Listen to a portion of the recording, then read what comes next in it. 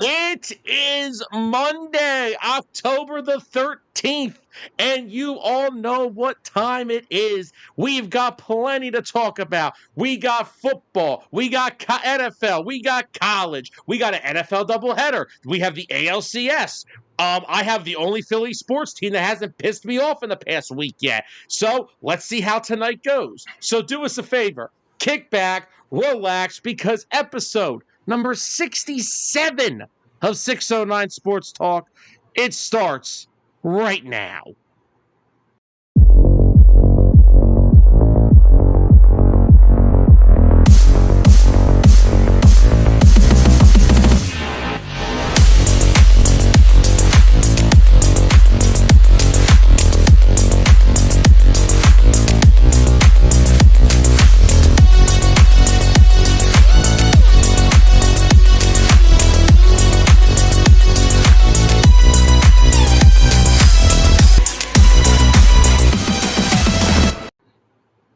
And welcome back in, everybody, to 609 Sports Talk, live here on Facebook, live over on YouTube, and you guys know the deal. Every Tuesday morning on Spotify is where the episodes drop. If you are unable to catch us live every Monday night at, well, what we say is 7 o'clock Eastern time, but sometimes it's like 7:30, like now, but it's okay. As always, this is the show that unites fans, ignites debate, and basically just debates every comment in the comment section every week. But as always, we are your hosts, Sam Nelson, Tyler Adams. Tyler, how are we doing on this windy, rainy Monday evening? Well, the one thing that makes it so much worse with all the rain and the wind is that it is the second week in a row of no victory Monday. Yes, the Philadelphia Eagles fell to the New York Giants. And I'm out. I'm lost for words. Well, we're going to be lost for words till Sunday, till we get a chance of redemption when we play the Minnesota Vikings. And all I'm saying is I better see a lot better of an effort than what I saw on Thursday. Yeah, because if That was they give up a Carson Wentz revenge game, I might be checking out for the season. Okay, in defense, Carson Wentz has had like 3 opportunities at revenge games, and we've beaten them each time. So pump the brakes on there. This is with a head coach that can save quarterbacks. That is true. But we will get to talking some Eagles later on in the show. We'll talk about some of the games that came down over the weekend. A lot of exciting games, a lot of crazy games. And then, of course, we'll get around the NFL for our week, 7 predictions we're on now? Yeah. God, I can't believe we're already 7 weeks into the season.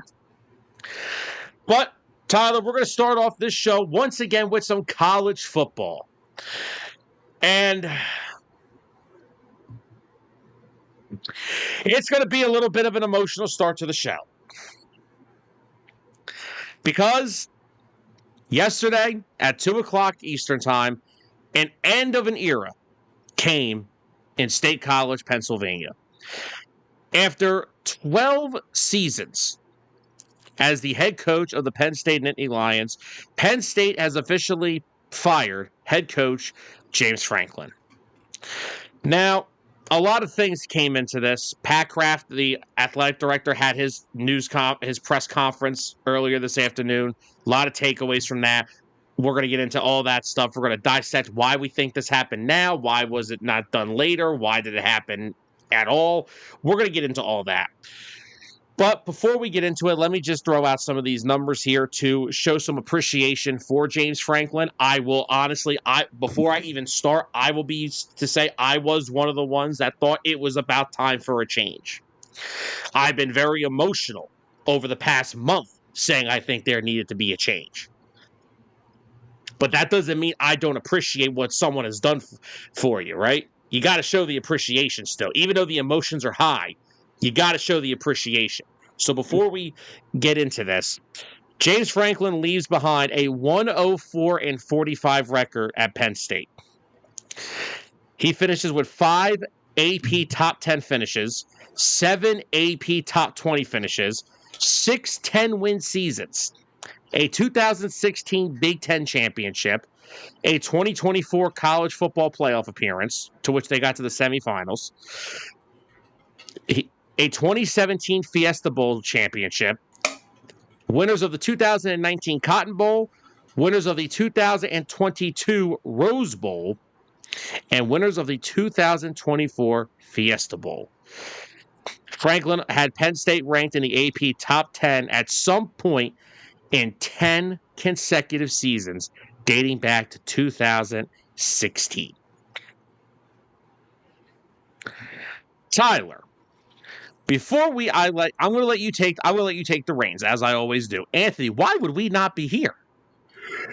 Oh, well, Tyler, I just realized. Look, it does it with the comments too. Oh, wow, that's sick. But Anthony, why would we not be here? We're always here. I'm not going nowhere. I'm like the Wolf of Wall Street. I'm not going nowhere. It's going to take the National Guard to get me out of here. Even on the They're going to need a wrecking ball to take me out of here.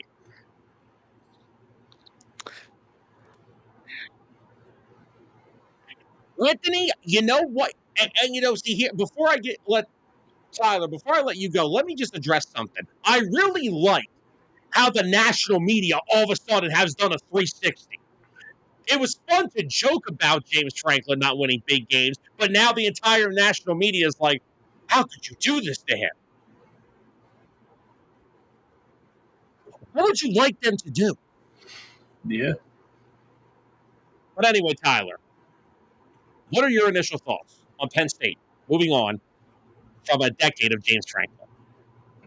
My initial thoughts were, damn, that's a large buyout.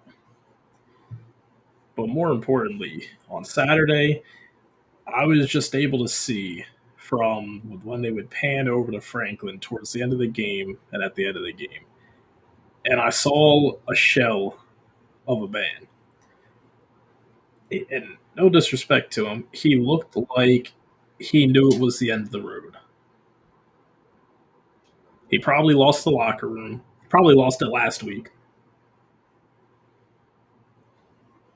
Possibly should have been fired after the loss to UCLA. They hung with him. He lost the locker room, lost the trust of the team and the players, and just an embarrassing showing against Northwestern. That's just when you get your schedule each year, there's teams that you expect to beat. You know there's some that are going to put up a fight, but you definitely know the teams that you should beat, especially considering that, once again, you were ranked as the second best team in the nation over the summer heading into this year. It didn't come as a shock to me at all. It was kind of like you had to rip the band aid off. There was no easing into this. The change needed to come. It probably needed to come after Franklin couldn't get the job done last year. But you're not going to fire a coach after he has one of the deepest playoff runs in his coaching career. But a lot of the same old stuff.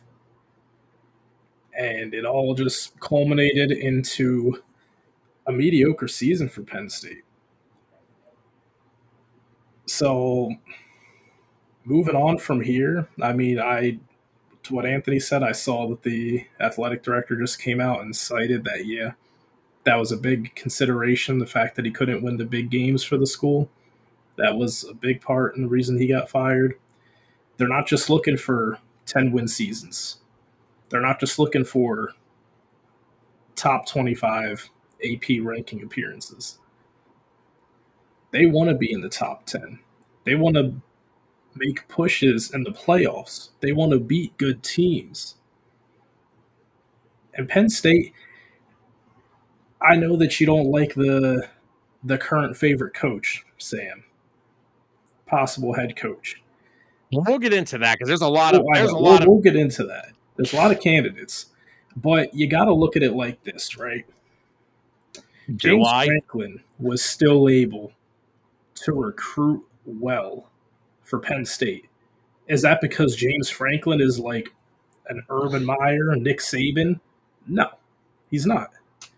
It's because of the name of the school and the history of that school. That still draws players.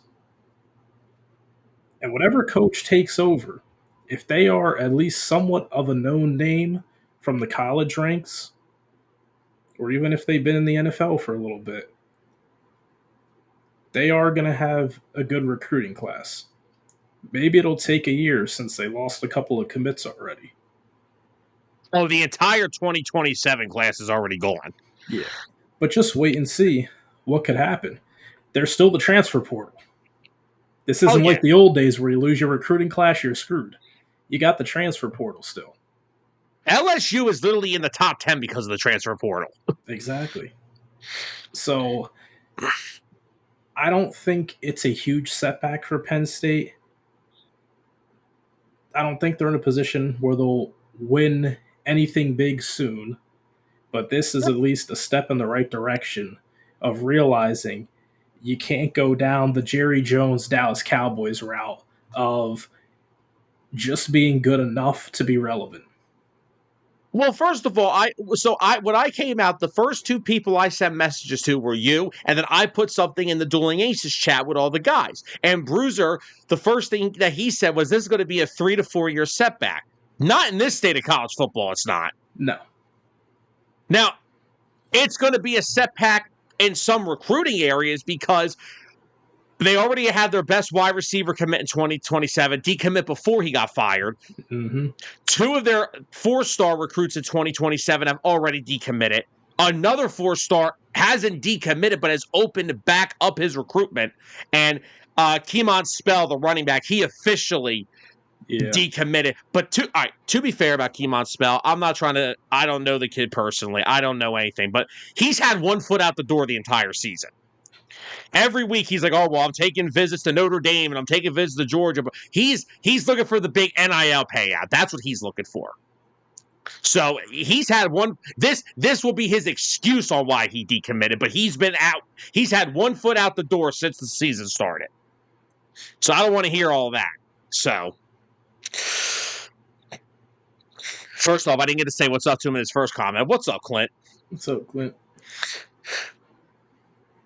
So Clint said, it seems like Penn State, after the OSU loss, half their team just assumed they were the cream of the crop and they had the Big Ten was easily. And honestly, Clint, that's the thing. This is the pressure. Now, first of all, the reason that this happened, because James Franklin has raised the stakes at Penn State. I will not deny that. Penn State is in the position they are in because of James Franklin. Because what people need to understand, James Franklin took over a program in 2014 that was still sanctioned, still not allowed to be in bowl games, still had 20 less scholarships than almost every other school. They were still restricted by the NCAA for those 4 years. But when 2016 came and the sanctions were lifted, you saw what James Franklin did, and that's why this is why Penn State gave him this long of a leash. His first full year after the sanctions, they beat Ohio State. That was the year they beat Ohio State in Happy Valley on the block punt or the block field goal. They beat Ohio State that year. They won the Big Ten. They were down double digits to Wisconsin that year, and they came back to win that football game. And when that season happened, you're sitting there like, this is it. Like, they're back. Like that's for your first year out of sanctions, that's tremendous work. Now, granted, they had 3 losses that year still, and that's why they didn't make the playoff, because back then we still, God forbid. But no, that is the year that propelled them. And then, of course, 2017, that's when everything bad started. You lost to Ohio State. You did go to the Fiesta Bowl and win it. Congratulations. But I feel like from 2017 to 2019, even though we had the Cotton Bowl and the Fiesta Bowl wins, we were giving him a pass because of that Big Ten title in 2016. Yeah. Then, of course, we have the COVID years. I have no issue giving every college football coach a pass for the COVID years. That was, they only played 10 games in 2020, and they were all in conference. It was a mess. COVID made everything a mess for 2 years in college football. COVID made a mess of things for every sport. Oh, yeah. Easily. But then the acting athletic director at the time decides to give him a 10-year contract when he was already even looking for other possible jobs. Because remember something, Pat Kraft did not give him that 10-year extension. Pat Kraft was not the athletic director when he was extended. Now, apparently there was a big argument in the locker room between Pat Kraft and James Franklin. I believe it was just after this Northwestern game. Apparently there was there was an argument in front of the entire team. But here's the thing. Here is where I think this started. This had nothing to do, and you're going to find this, people are going to find this shocking. In my opinion, this did not come because they've lost to Oregon. They've been doing this for a decade. Yeah. He's been losing big games to big top programs for a decade. He hasn't beaten Ohio State since 2016. He loses to them. He loses to Michigan. And like you said, it wasn't just because of the loss to Oregon. The Oregon game was close. If you would have just beat UCLA and Northwestern like you were supposed to, they're probably still ranked within the top 15. Actually, probably within the top 10, because after they lost to Oregon, they only dropped to, what was it, 7 or 8? 7, yeah. They were probably still in the top country. 10, and we're not even having this conversation right now. But No. you take a close loss to a very good Oregon team, and then you follow that up with a loss to 2 unranked schools who don't have any reason to beat you. And that's where I thought we turned the corner. Because last year when they went out to California, USC had them on upset alert. But they managed to win that game. And those were games what did I say last year after they beat USC? James Franklin loses these games every single year. Yeah. This year he didn't. And that's why I thought last year's team was different. But clearly I was wrong. But right what you just said is why he was fired. We watched that game together. You saw the look on his face after the Oregon game. You saw the look on Drew Aller's face. You saw the look on the entire team's face. Something that night changed in James Franklin. Something that night broke him.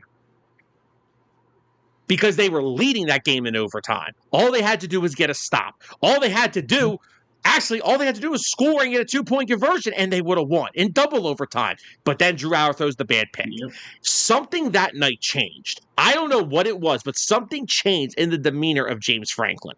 Because even the weeks prior, the FIU game, the Villanova game, the team's body language looked different. Nevada, they looked great.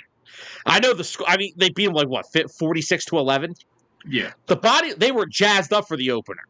Their body language has not looked good since then. And that's the thing. James Franklin gets a lot of flack for not winning the big games. But if there's one thing we know about James Franklin, he always wins the games he's supposed to win. And that's where the problem lies here. Because that Oregon game broke them so badly. Look what happened today. They were down by 20 to UCLA. Mm-hmm. UCLA had led a game all season. Nico Iamaleava, whatever. I'm never going to pronounce Nico's last name. Nico looked like a freaking high schooler again. He was all over the field. He was dominating them. Jim Knowles, that unit hasn't looked good in a month. But he's always, and that's the thing. Usually after Ohio State, Penn State would come out the next week. They would, and I felt bad for whoever was on their schedule. They would bushwhack them all over the field. Mm-hmm. But the fact that he is the first, and that's the other thing, he's the first college coach ever to lose back-to-back games where he was favored by by 3 touchdowns. They were 3 touchdown favorites against Northwestern. You could have fooled me. Northwestern looked they were ranked top 10 in the nation. And when you saw him at his presser after that Northwestern game, he looked like he wanted to resign right then and there. Yeah.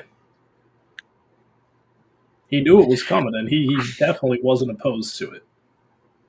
And I got into an argument with somebody on the 609 page on Saturday night all over this. They kept telling me that they weren't going to fire him because of the buyout. Yes, I kept trying to agree with them, and then we both came to a mutual agreement. They'll probably do it after the season because the buyout will drop from $56 million to $48 million because I got to pay him $8 million a year until the contract extension was over. Well, 12 hours later, guess what? And like I said, I am one of the driving forces in this. I am one of the people that said I think James Franklin has to be fired.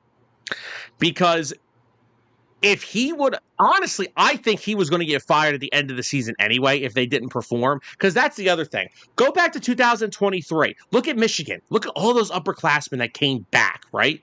They won the national title that year. Look at Ohio State last year. All those upperclassmen, they came back to Ryan Day. They won the national title. Penn State, all their upperclassmen come back. They're shitting the bed against UCLA and Northwestern. And that's where Pat Kraft was at the point. It's like, we are not Ohio State. We are not Michigan. They get to that point, they're going to win it. We get to that point, we're still, like, there's still problems. Like, what's going on here? And I think that's the turmoil. The team looked like they quit against Northwestern. Yeah, they did. A.J. Harris got benched. A.J. Harris gave up one catch the entire game. It was a deep ball touchdown. He was benched. He's supposed to be their number one corner. Dennis Sutton has not been. Dennis Sutton's the one guy I'm going to give a little bit of a pass to. He's been getting held every game this year. He gets held like 3 times a game. I know. I've seen it from the games I've watched. I have no idea where Zane Durant's been all year. Tony Rojas, unfortunately, is hurt. Dom DeLuca, he is what he is. He's a team captain, but he is what he is. Maury Campbell, dude plays like his hair's on fire every week. The UNC transfer linebacker. But the offensive line has been awful all year, but it seems to be okay when Kayshawn Allen's running the football.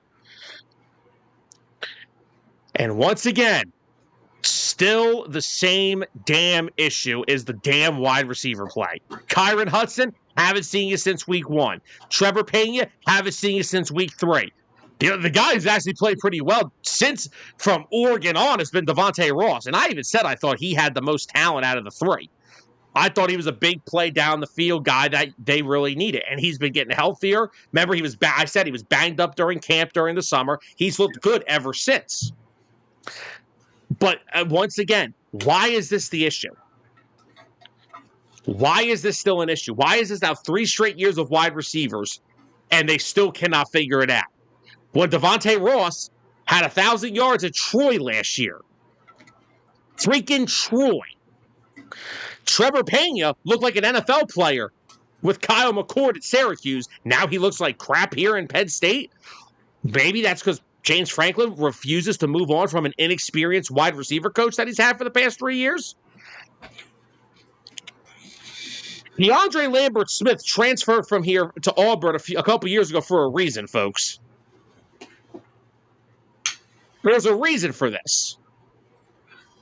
They have not had good wide receiver talent in a long time.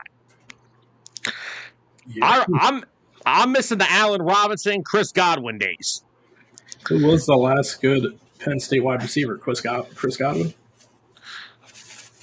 Now, are we talking NFL or are we talking at Penn State? NFL. I'd probably say Chris Godwin. I mean, Deshaun Hamilton was good. Not great in the pros, but he was really good at Penn State. Same thing goes for KJ Hamler. He was really good at Penn State. But we don't even have that anymore. This was just this. I think they were okay letting him go throughout the year if he lost to Oregon, if he lost to Ohio State, and even if they lost to Indiana, which honestly, even before all this happened, I said they were going to. And after you saw something in Oregon on Saturday, I damn well could guarantee it. Well, now you can. Not only is James Franklin gone, but Drew Allers out for the season too because he snapped his ankle in half. And that's the thing. We're not even going to get to see, like, maybe Penn State has a little surge under an interim head coach because now Aller's out for the year. So what are you going to do? You're going to have one of the underclassmen out there who I guess, it could be a good little stepping stone to get them ready for next year. I don't know if you know of any of the guys who's like the next up to take over the reins. Well, Ethan Guckenmeyer is going to be the starter for the rest of the year, and he probably will be the guy that will take over next year if he stays. Because, look, Penn State's bigger issue here. It's not about the guys that they are going to lose commitments from in the next 2 years. They got to keep the guys they already have here. Yeah. Tony Rojas has another year of eligibility. I guarantee you he leaves. He is heartbroken by this. I'm trying to think who else is still here. Chaz Coleman, they better throw a bunch of NIL money at him to keep him. He's going to be the next guy. Like first it was Micah, then it was Abdul, now it's Dennis Sutton, then it's going to be Chaz Coleman. But that's the other problem here. When you look at the underclassmen they have, like Kobe Howard and Tyseer Denmark, we heard all summer, oh, these kids look great. They can make day one impacts. Well, can I see them play? Haven't seen them on one snap. Ivan Hudson hasn't done anything since week 1 against Nevada. Yeah. Trevor Pena is supposed to be a gadget, and all I hear about Andy Kolenicki, who, by the way, is the stupid... You guys think Kevin Batullo in the NFL is bad? Go watch Andy Kolenicki coach a Penn State offense. It is nothing but trick plays and gadget crap. When they actually use Pena as a gadget and draw up plays for him, he actually does produce. Yes. But not consistently. I've seen him go off for 8 catches for 75 yards, then he has 1 catch for 3 yards the next week. They have no idea how to develop. They have lost their ability to develop wide receivers. Yep. We used to have good ones. Godwin, Allen Robinson, Deshaun Hamilton, KJ Hamler. Shout out Jawan Johnson before he transferred to Oregon and became a tight end. But we actually used to have decent wide receiver talent. Now we don't have any. And Clint just came up here and said that I respect Kraft that firing Franklin said it was about winning, not money. Yes! And that's the only thing that's why I still want to give James Franklin credit, because the stakes have been raised. Can we be honest about that? The stakes have been raised because of James Franklin. The issue is, what have I said about James Franklin? Just think of Mark Jackson before Steve Kerr showed up. I know it's basketball and college football, but just think of that. The Golden State Warriors were a second-round exit every year under Mark Jackson. They couldn't beat the Clippers teams with Chris Paul. They couldn't get by the Spurs. They could not get over that hump. And then Steve Kerr showed up. That is how I view Penn State. They are never going to get past the Ohio States. They're never going to get past the Michigans. And now they're going to have trouble every year with the Oregons. They are never going to get over that hump with James Franklin. He is a great recruiter. Mm-hmm. We've had some of our best recruiting classes over the past 2 decades because of him. He got this program. He took it from what happened after the 2011 season with the sanctions and the money lost and the scholarships taken and all that stuff. He took this program and he put it into a national spotlight, and it has stayed there ever since. We appreciate him for that. We respect him for that. But like Pat Kraft said, this was not a 3-game sample size. They did not decide to fire him just because of 3 games. They fired him because after 2016, he has not beaten their biggest threat, which is Ohio State. And then you finally see the regression. It goes from not being able to beat the big teams to now you lose to a big team, and then you lose to 2 unranked teams. They should have blown out by 40. Yeah. Yeah, they weren't like borderline, almost ranked teams. They were poor, unranked teams. Yeah. Should have been easy wins. They should have been 100%. It makes complete sense why they fired him at this point. And like I said, just look at his body language after the Oregon game. Something something flipped in his head that night. And then UCLA, they got to travel. I'm so sick of the travel excuse with that game. Everybody has to travel, by the way. Yeah. But after you just saw, and then the Northwestern game, you just saw him, because he does it after every game. Always gives a dap up to every player. James Franklin's the last guy in the locker room after each game. Win or loss. He's the last guy when they're at home, he's the last guy in the locker room. And you just saw the body language. It almost looked like he was looking over the stadium, Beaver Stadium, for the last time. That's what it looked like to me. He looked like a guy that knew he was getting fired. And people are like, well, why not wait for the season? He could have gotten through the season if he would have beat UCLA and Northwestern. Yeah. At the very least, Northwestern. Right? What? Like, okay, UCLA could have been the shocking upset. But you got to blow out Northwestern to respond. Yeah. Because not only is it on your home field, it's your homecoming game. Yeah. What are you doing?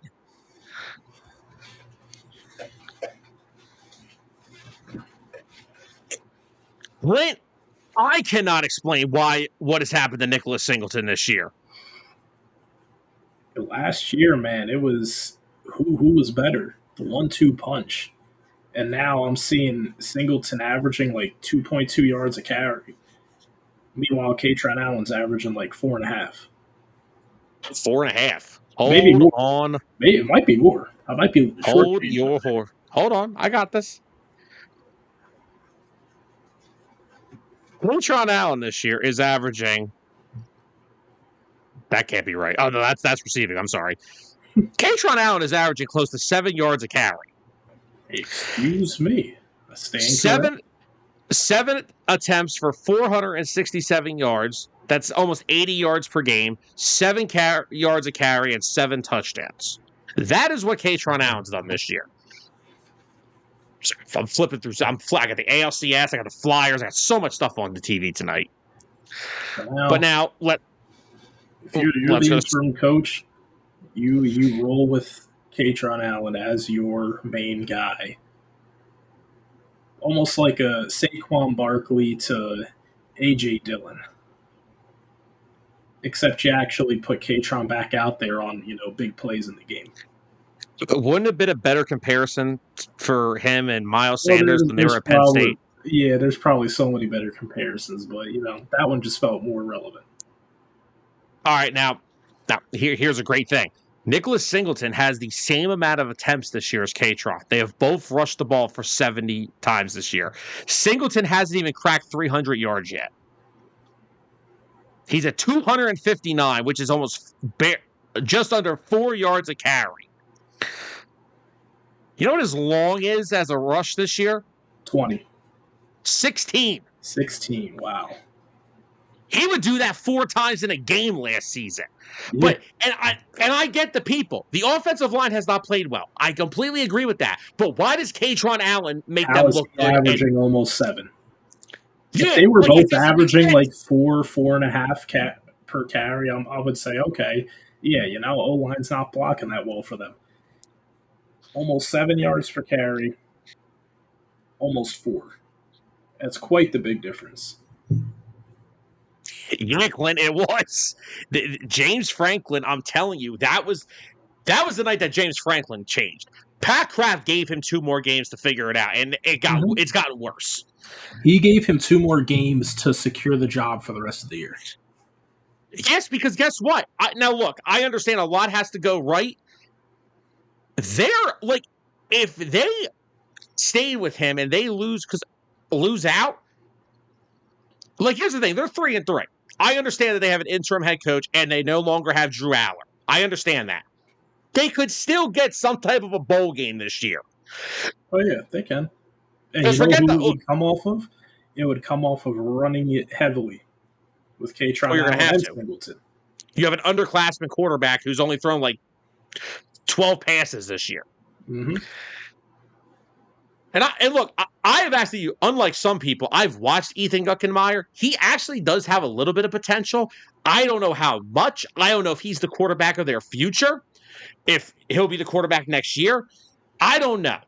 But he's going to get a very large audition for the next few months here. Yep. So now, just so we can, let me just, I have a ton of bookmarks in the Twitter here, so just give me a second here so we can just understand where we're coming from here. We're going to talk some things here. I'm looking for it. I'm looking for the. Okay. Yeah, I'm looking at this. I'm looking at this one picture I have. It's James Franklin's first press conference when he was here in 2014 to just the one. Yes, on Saturday. Oh my God, dude. It's so night and day. It is so night and day. It's absolutely mind-boggling how we got to this point.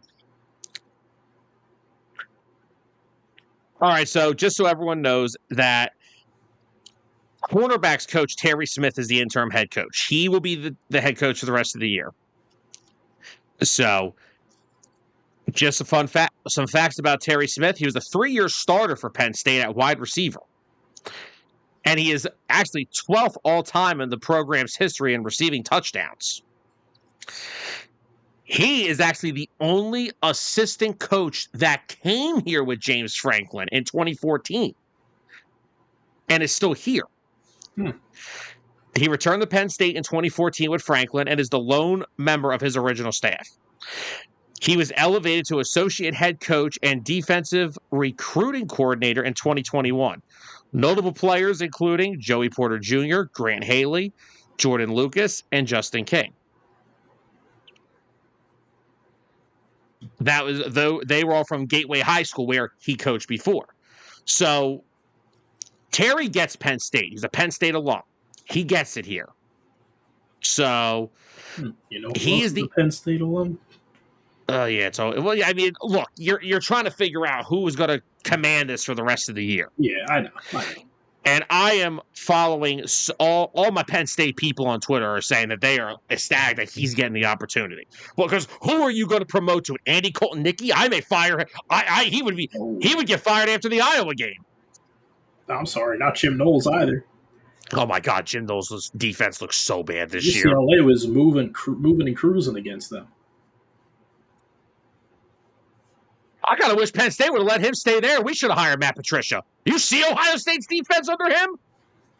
They haven't allowed a touchdown. Hold on. This is what pissed you off because Eagle fan. They have not allowed a touchdown in the first half of a game yet.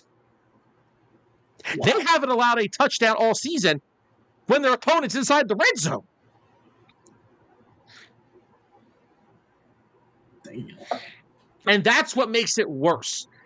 They had one of the highest paid coaching staffs, and they still couldn't get it done. The body language has looked terrible. Everything has looked bad. Everything. Every little thing you could think of on this Penn State team this year has looked terrible. So, am I upset? Absolutely. I'm upset it had to end this way. That's why I'm upset. It had to end. We've been begging for it at Happy Valley. We've been asking for this to end because eventually, what's the definition of insanity? It's doing the same thing over and over again and expecting a different result. Well, James Franklin continues to lose to big-time programs, and it's not changing. It's like being a Phillies fan. Buddy, they've already announced that Rob Thompson is returning as manager today, okay? Uh-oh. No, hold on.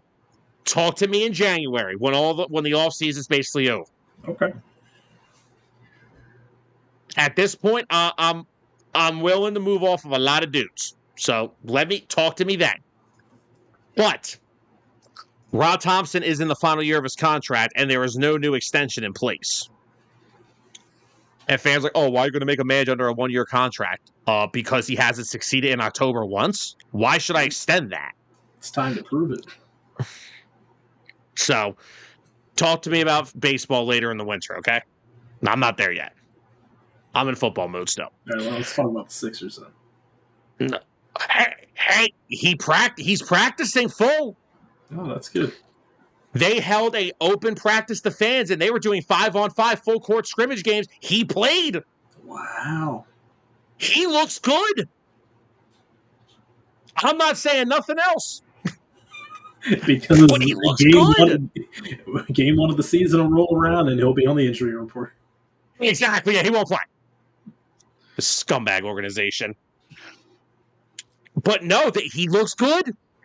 I'm not going to say anything else, but he looks amazing. He looks like he's back in Kansas. That's how skinny he is. Really? Yeah, he looks really good.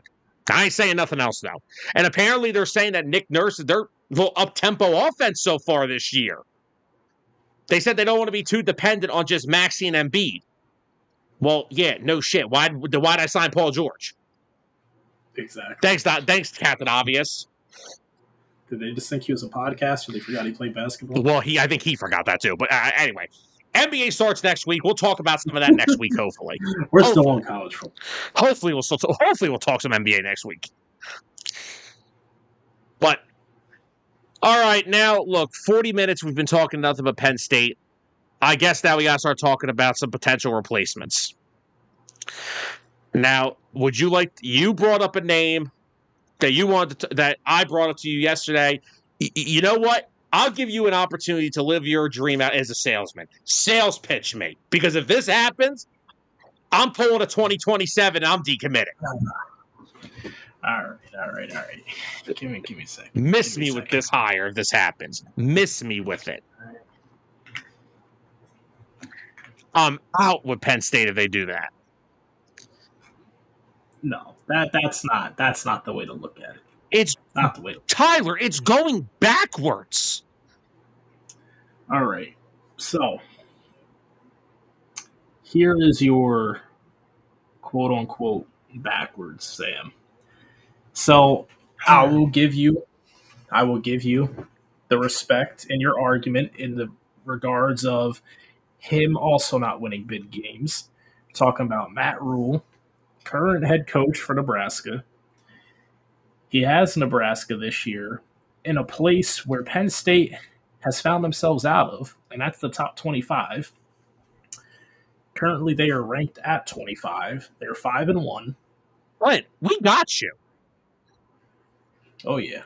I got you, Clint. So this comes off of he's been the head coach of Nebraska since 2023 after his little NFL sabbatical. He went from 5-7 to 7-6. Now he's 5-1. I believe if I'm not. This is the school of Nebraska we're talking about, all right? Hold on. You're not getting huge name recruits out of Nebraska. Yeah, they are. They're sitting in the top 25 right now. They're 25. Imagine Matt Rule. And this is what I tried to say earlier with how James Franklin isn't the Nick Saban where he's drawing players to the school based off of his name. Penn State draws recruits on its own. And you're showing me a coach who has improved that Nebraska team from 5-7 to 7-6, and now they're 5-1 this year. His last year at Baylor, he had them at 11-3, and their highest ranking was 8 in the AP rankings. He's found success before. He's found a way to turn Temple into a winning team back when he was with them. And who was their athletic director? The same guy that's at Penn State. That's why the links are there.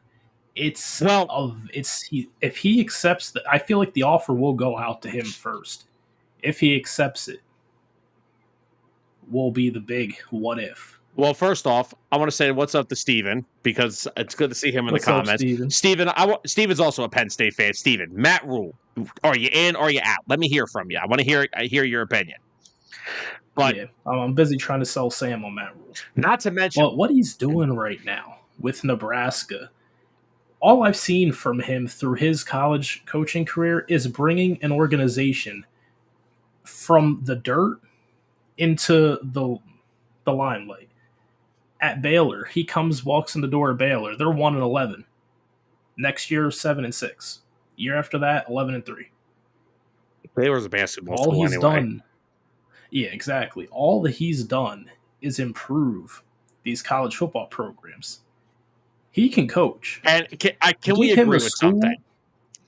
school. Mm-hmm. Temple, let's agree with something. Baylor is a basketball school. Yes. Temple doesn't even have a stadium. Yes. And I understand they're in the top 25 right now. No, shout out to Nebraska. None of those programs are bigger than Penn State. None of them. Exactly. Even though you actually have Nebraska fans saying that that's a more appealing job than Penn State. Nebraska, really? Tell me what top recruits Nebraska's landing. I'll wait. And Bijan Robinson just had a very long touchdown. Actually, it's funny. They actually just made an offer to Keemon Spell. Oh, did they really? Oh, yeah. Good luck with that. Yeah. He's going to look at that. He's going to be like, the school that's about to probably have a new head coach because he's going to leave for a better job. But, hey, that's what I got. That's what I got from Matt Rule. All I've seen is him go into these organizations, these colleges, and bring them up from a terrible spot to making them an actual relevant team. He had Temple ranked in his last 2 years there. Steven. Temple. Nebraska is bigger than NC State. Get the hell out of here. And that's the other thing too, right? Finally, Nebraska. He's coaching a school that's 5-1, that's in the Big Ten. So he's in a big conference. And he's finding the success. Give him a school with the name of Penn State and the history of Penn State, he's not going to have any trouble landing recruits. No. And he might actually be able to win you some big games. I know his record so far hasn't shown it, but dude, that's with Temple. Temple should never be a ranked team in the top 25, and he made it happen. And Baylor. Steven says he hates Baylor basketball. He said, I hate NC State like I hate the Mets. Oh, no. But no, Tyler, here's the problem, though. He's worse in big games. James Franklin's won 4. What's 2? Yeah, as a Penn State head coach with a lot better players. James Franklin's supposed to win these games. Well, you think Matt Rule had a Drew Aller at Temple? At Baylor? No. He don't even have one at Nebraska. He's not going to have one if he comes here. Aller's going after this year. Transfer portal.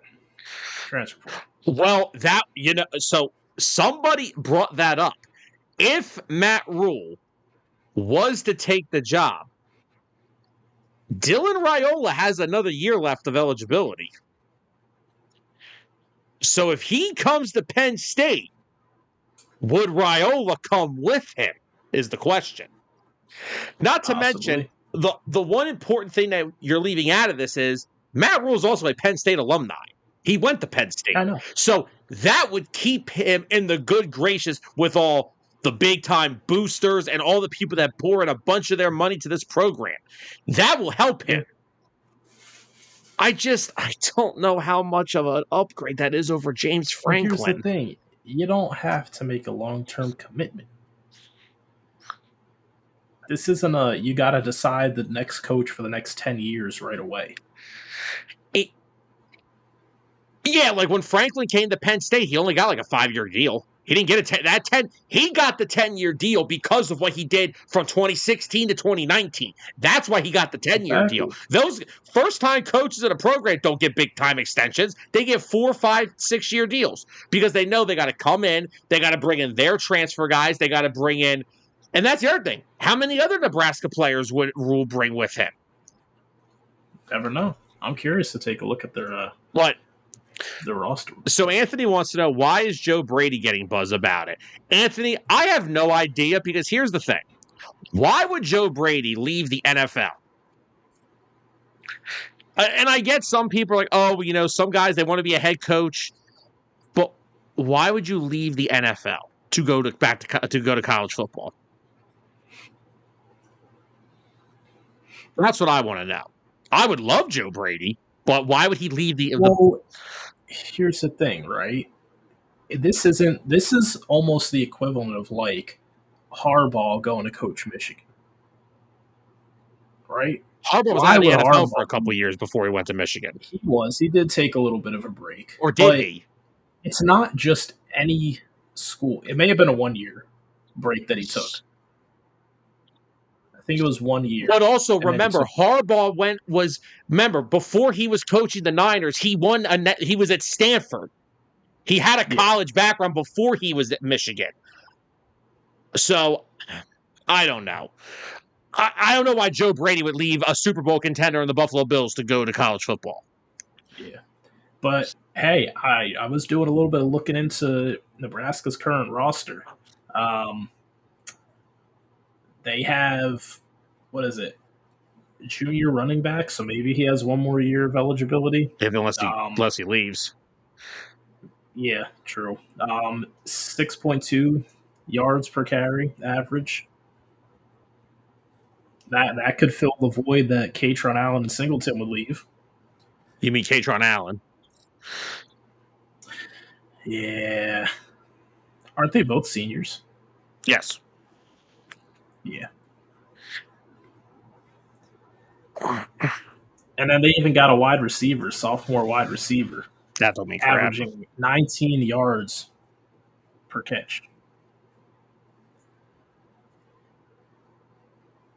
That don't mean crap. I'm just saying there are some people that that he could bring with him. I'm sure they would transfer there. Clint, I mean, Al Golden is a name I have heard as well. I don't want another. I don't want a defensive. They cannot hire a defensive minded head coach. They need to hire an offensive guy. So Joel Klatt is a big college football insider on Fox. So here are the 4 names that he thinks is the best candidates for that. Now, he brought up Matt Rule. Another one he brought up, Manny Diaz. Now, if anybody's not familiar, Manny was Franklin's defensive coordinator for 2 years before he took the Duke head coaching job. So, also has a little bit of a history with Pat Kraft. Not sure how much of a history. Not as much as Matt Rule, but another name. Now, here, let's get to the big one that everyone's talking about. Curt Cignetti, who is currently the head coach at Indiana. Why would Curt Cignetti leave Indiana? Unless Penn State just ponies up that much money. I mean, Indiana might pony up some more money. Exactly. They got money now. Indiana's on it. And remember, he's only in his second year with the Hoosiers, and look what he's got them doing. Yeah. Like this Indiana team is a team that could honestly make a deep run to like the Final Four of the college football playoffs this year. Yeah. But yeah, why would Curt Cignetti want to come? Why would he make that? Why would he now? Also, I'm also the one that said there's no way that Penn State would be able to hire Jim Knowles away from Ohio State. And look how stupid I looked. If they were able to pull Cignetti away from Indiana, I may faint live on the show.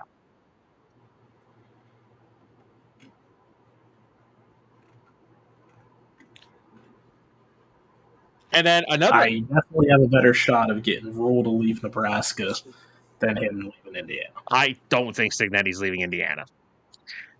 I don't either. Another interesting name here that Joel Klatt brought up, Brian Hartline, who has been the wide receivers coach at Ohio State for a while, but this year has now been serving as the offensive coordinator now that Chip Kelly has gone back to the NFL. Now, I like it because it's an offensive coach, but he not the experience. And I don't know if Penn State is in a position to go with the inexperience. Are they in that position in your eyes? Honestly, no. In order to save themselves from being set back like 4 to 5 years, they need to land a bigger name head coach now. because you're already seeing them lose recruits. Imagine how many more they're going to lose out on and how poor the recruiting is going to be if they bring in some unproven head coach. They will get set back for more than 2 years at that point. But if you bring in someone with a little bit more experience, even if it is Joe Brady, that would definitely not set them back as far. Another one somebody brought up was Will Stein, who is currently the offensive coordinator for Oregon. I wouldn't mind. I mean, again, not the experience, but I would have no issue picking off the Dan Lanning tree. Yeah. And Clint, personally, I don't think Hartline's even close to being ready to be a head coach. He's a first-year OC with the best wide receiver in college football. The only reason I would want him is maybe he could fix our wide receivers, because our wide receivers have stunk for like 4 years now. Now, some other names that people have brought up. Some people even brought the idea of Bill O'Brien coming back. He's currently coaching Boston College. I'm completely good on Bill O'Brien. Also, and again, why am I hearing Urban Meyer? I heard that too, and I'm just like, really? Well, here's the thing. Are you thinking about Urban Meyer, who coached Ohio State? Or Urban Meyer, who coached the Jacksonville Jaguars? Who are we getting? Because if I'm getting Urban Meyer, who coached Ohio State, I'm in. Yeah. But again, that was a long time ago. Yeah, that's where I'm out on Urban Meyer. I love Urban, but I love the idea of Urban Meyer. He was coaching back when Ohio State had stacked rosters. There was no NIL, there was no 12-team playoff, there was no transfer portal. There was money under the table. That's what it was. Well, no, all the money was in the SEC. That's why. True. But that's my point here. Is like I feel like the college has college football passed him by. Has it been too long? Because he's been out of the college football game for a lot longer than he's been out of just coaching in general. Yeah. So I don't hate the idea of thinking about it. I don't know if I would do it because, again, he has been out of the college game for so long. A lot has changed. And to be fair, like you said, he's older school because he was part of the old era of college football. That's the exact reason why Nick Saban left. Nick Saban saw the direct, and oh my God, some idiot said that. Some moron brought that up yesterday too. Somebody said they should be calling everybody, including Nick Saban. Nick Saban gets to travel the country, put on stupid costumes from other teams, and eat good food. He ain't coming back to this. He left college football for this reason. He wanted no parts of the NIL. He wanted no parts of the transfer portal. He did not want to have to be an NFL GM and a college football coach. Why even risk tarnishing your college coaching career? He's already a legend. All he needs is to come back and not have that same Nick Saban leverage that he had all them years, and then look like, a middle of the pack team. Oh no, Clint. I think Hartline would help us out with our receivers a lot, but again, is Penn State in the position to go with the inexperienced part? Yeah, Clint. Urban may forget his players' names too. That's also a problem. Yeah. Oh, yeah, see, and Clint just said exactly. Urban doesn't like the NIL. Well, yeah, again, the game has passed him by that. Because he was used to, paying players before it was a thing. Trust me, him and Saban, they were one and the same there. Where else did some other names that people said? Oh, yeah, someone also brought up Kenny Dillingham, which he's the current head coach at Arizona State, but Arizona State's his alma mater. It's his dream job. I don't know if he would want to go from Arizona to the Northeast where it's cold. Yeah. Oh, what are some other names? I brought up Joe Brady. I brought up Will Stein. Somebody brought up Cliff Kingsbury. He is not leaving the Commanders, so get over it. Somebody brought up Lane Kiffin. I saw that name, and I don't know how I feel about Lane Kiffin, because I feel like he's underachieved in his time as a head coach in college football. Yeah, I'm about to say that's another coach that's like not winning the big one, and I'm just like I'm trying to find someone that won't do that. Let me see. Let me check Lane Kiffin real quick. Let me just see. I'm, Yeah. I mean, not really sold. I'm No, the reason is how are you going to pull him away from what he's doing at Ole Miss? This is the top team in the SEC, one of the best teams in the SEC right now. And last year they were great. The year before that they were great. I mean, they've almost been great every single year under him. How are they going to pull him away from there? Ole Miss is another. Mm, Ole Miss got money too, man. It Ole Miss isn't talks. just some chump program. I'm not saying they are. Ole Miss has a storied history too. All right, so if you had to, It's Matt Rule and nobody else. oh, God, please. Did that answer your question, Hold Sam? on. Is that what you're going You to sat answer? here for 2 minutes now just saying about Lane Kiffin not winning, be, being being an underachiever, but you're selling me on Matt freaking Rule. What are you doing? Well, here's the thing. I think Matt Rule's the more realistic option because we went over this. You're not pulling Kiffin away from Ole Miss. You're not pulling the coach away from Indiana. That we Nebraska, think. yeah, you could probably pull him away. You're right. Anything could happen, but I think the most realistic is Matt Rule. He has the ties with the athletic director. He's an alumni of the school. He is a proven coach at building up these programs. He's had the success. Clint, I don't want a defensive minded head coach running my program. They need an offensive minded guy. College football, it's high scoring, it's offensive. It's not a defensive. It's not a defensive game at all.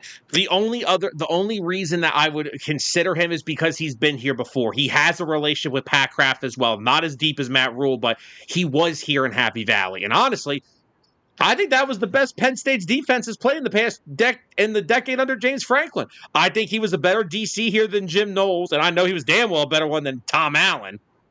Go ask Clemson. Hey, Clemson, how's Tom Allen treating you guys? Yeah. All right, Tyler. So let's play a game. Give me your 5 picks for the job. As unrealistic as they are, give me your 5 picks in order of what would interest you the most. Sam, I don't even have 5. Well, then, what are we doing here? You want to know what I got? I got Matt Rule as the most realistic current head coach that you could pull away from their team. What's up, Bernsey? What's up, Bernsey? My second, honestly, Joe Brady. Why would he leave the Buffalo Bills to come to Penn State? I don't know. Let's check in how they're doing right now. Oh, my God. 21-7. He's an offensive coordinator in the National Football League who will probably get head coaching opportunities in the NFL. Why would he come to Penn State? It's Penn State. It's college. It's Penn State. You're a freaking pro. You're an issue. You are an absolute issue. I mean,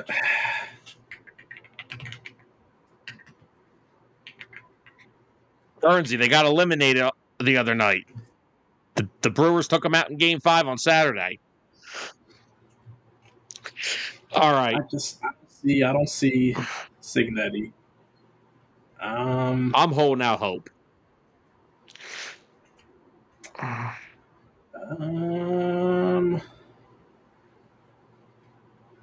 Iowa State. No. Matt Campbell. I'm good. Somebody brought up Mike I think his name's Mike Shanahan, the OC at Indiana. No, not relation. I don't know if he is or not.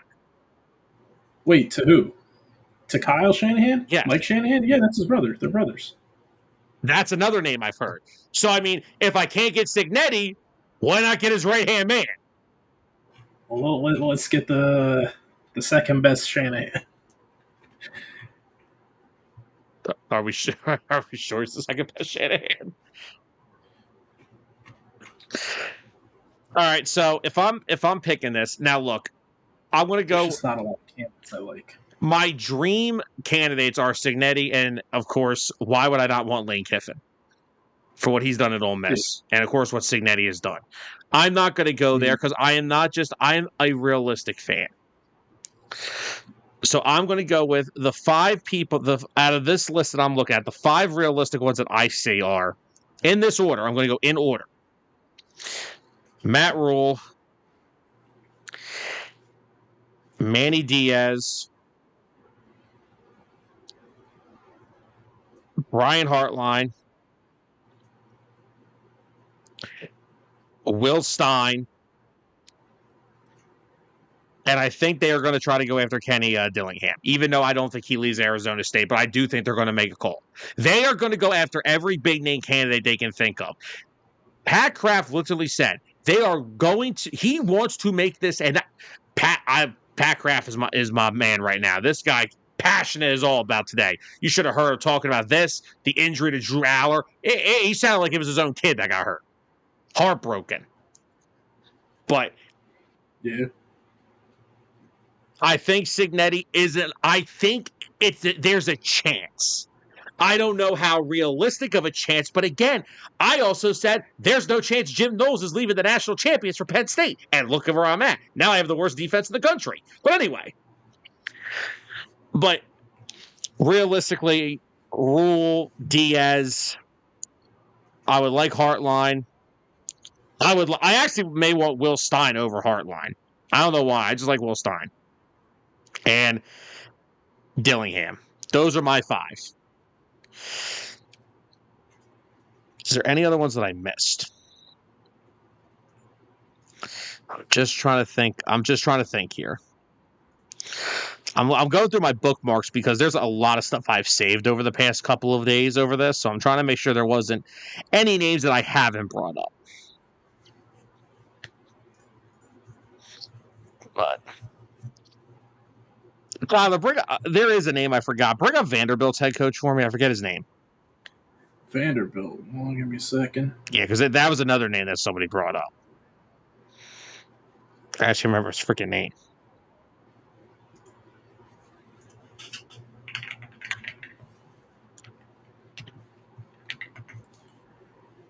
Clark Leah. Yeah, somebody brought his name up. I personally, though, I wouldn't go with the guy who just got Vanderbilt somewhat relevant.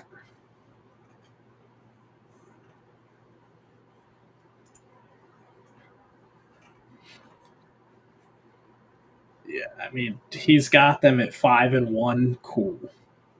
Before that, when he took over the program, 2021, 2-10, 5-7, 2-10, 7-6, 5-1 now. You need a little more consistency than that. Now, I follow the Basic Blues podcast, which is a Penn State podcast, and they brought up, could you imagine if they hired Eli Drinkwitz away from Missouri, and he brought Bo Perbula back with him? Again, I just have a very gut feeling it's going to be Matt Rule. That is where I'm at. I do too. Also, I just find it very funny that I just found out not only is it next year, but the following year as well, Penn State does not play Ohio State for 2 years. So like, all right, we'll play them again back when we're settled in, guys. Somewhere James Franklin's like, are you freaking kidding me? I couldn't get away from them my entire time there, and now the new guy doesn't got to deal with it for a couple years? And they don't got to play Oregon. They're not playing Oregon for 2 years now either. Wow. And oh my God, so let me go back to that. I have it right in my phone.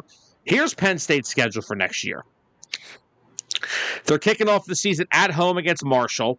Then they go to Temple. Then they're home against Buffalo. Then they go on 3 straight road games at Maryland, at Michigan, at Northwestern. Then they are home for 5 straight weeks against Minnesota, Purdue, Rutgers, USC, and Wisconsin. And then they end the year at Washington. And people are out there calling this a cupcake schedule. Did you see the first 3 teams they played this year? And you're calling that a cupcake schedule? First of all, we don't know how good Michigan may be a top 10 team next year. Michigan's very good. They're getting better. And I'm sorry, did USC and Lincoln Riley, are they not ranked this year? They are. So, I mean, USC is ranked currently. Yeah, and again, ranked 20. And again, they're going to have a new coach. We may only win 7 games next year, depending on what our talent looks like. But see, that's the thing. And like I said, I know when I put the thing in the chat with all the guys at Dueling Aces, that was the first thing Bruiser said. This could be a 3 to 4 year setback. In my opinion, if they nail the hire, then you're going to have the transfer portal. Some of the commitments may come back. They might. And I was going to make that point as well. Like, yes, some of these kids decommitted. They saw James Franklin was still the head coach, and they were losing to all these teams. Yeah. Now a change has been made. Depending on which coach they bring in, they might get some people to recommit. Exactly. They didn't like what they saw in the current state of the program. They decommitted. Can't fault them for that. Well, a lot of the decommitments have come since the firing because a lot of the kids did like James Franklin. Like 2027, that all the 2027 commits have decommitted since the firing.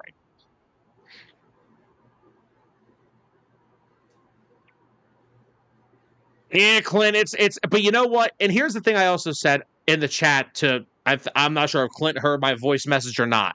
I would rather take 2 to 3 years to come back out of something because what's the point of what we're doing now? Why do I want to keep going into every year where I know my guaranteed losses are Michigan, Oregon, and Ohio State, and we're not going to win the national title? Ohio State is probably going to win back-to-back national titles.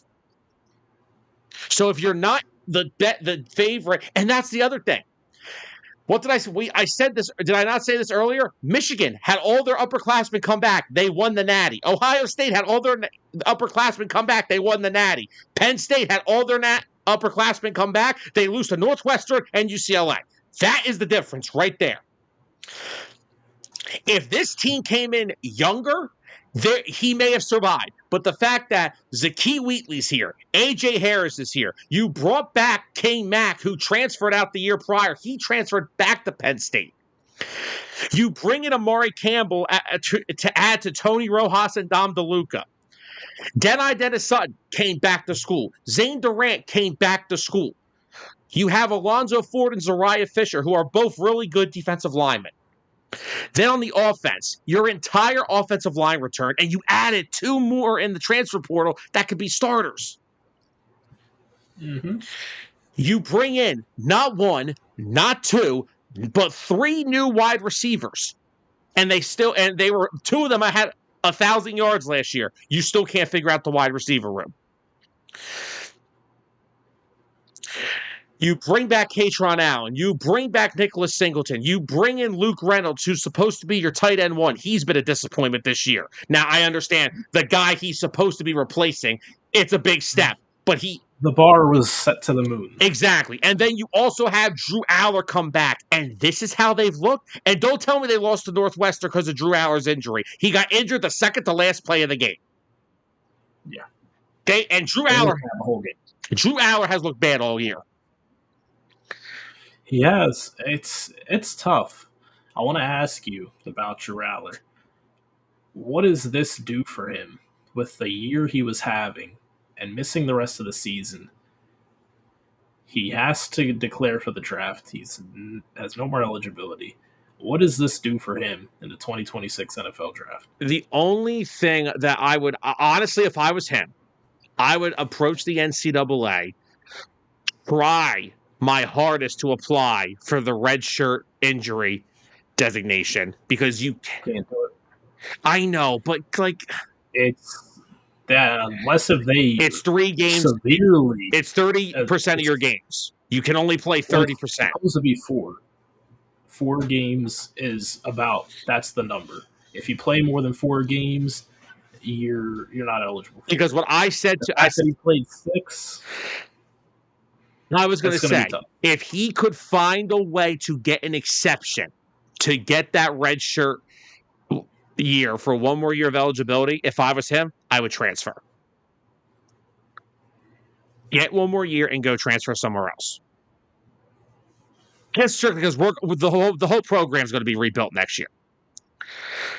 Because this is what drives me nuts with Drew Aller. And I understand people like to get on Drew Aller. Drew Aller is a pocket passer who wants to throw the football down the field. Well, dingbat up in the press box, who, by the way, have you ever noticed something? How many times do you see Jim Knowles on TV? I see Jim Knowles like 4 or 5 times a game. I never see Andy Colton-Nicky. I never see him. He's a coward. He plans these stupid trick play game plans, and he's a coward the entire week. Every week. He doesn't talk to anybody. James Franklin takes all the flack for this. Now, I'm not sure who's calling the offense fully, if it's Colton-Nicky or him, but still, Colton-Nicky, I can't stand him. Iowa's going to we may get shut out this week against Iowa. But it's just, they want to run these gadget trick plays. Drew Aller wants to throw the football downfield and score. Have you ever seen Drew Aller throw an 8 to 15 yard pass and say that's an NFL throw? No. But you know what I do see that's an NFL throw? When he throws the ball 55 yards down the field for touchdowns. But the one to Devontae Ross against Oregon, couldn't throw a ball prettier. His deep ball is one of the best in college football. The problem is Colton-Nicky doesn't believe in throwing the ball deep down the field. It burns. He's not a clown. He's a coward. He never wants to. He's like Kevin Patullo. He hides from the media. He's a clown. He's absolutely a clown, and I can't stand it. But you know what? Like I said, first of all, I am not happy James Franklin had to get fired. I am disappointed that we got to this point with James Franklin. That's where I'm at. This team should have been a national. They were the preseason's number 2 pick in the nation. They were the favorites to go win the national title. And this is where it has come down to. And like I said, if they would have won these last 2 games, Pat Kraft would have let him finish the year out. Unfortunately, They didn't let him. It is what it is. And this is not good for James Franklin solely. First of all, James Franklin's making $50 million now to leave. So, I mean, let's not feel too bad now. This is not just good for James Franklin. This is not just good for Penn State. This is something that is good for both sides. James gets to go take a breather. He's a heavy family man. I'm not sure if you noticed that. His daughters are up with him at every game. They greet him on the field after every game. He's very close with his family. He can take a little breather now, get himself right, and I hope when the teams that get celebrated, like the 2016 team, I hope when they get those celebrations, I hope he comes back. I know Tyler, we've been up there twice in the past 2 years. You see the love for Penn State football in Happy Valley. You see how much the fans love James Franklin. It's kind of like that toxic relationship. You're both getting on each other's nerves. It's not healthy to stay together. Let's separate. And guess what? You ever see those couples? They're together for like 4, 5, 6 years. They love each other in the beginning. Then it gets toxic. But then guess what? They both find another significant other, and then they run into each other on the street. Hey, how you doing? They hug it out. It's all good. That's what this needed. James Franklin and Penn State needed divorce. They needed to separate. Let him go take some time off. I guarantee you he's coaching again in college football, first of all. I guarantee it. Yeah, he will. There are some programs that could use James Franklin. You know, honestly, where I would like to see him land? I would love for him to land the Virginia Tech job.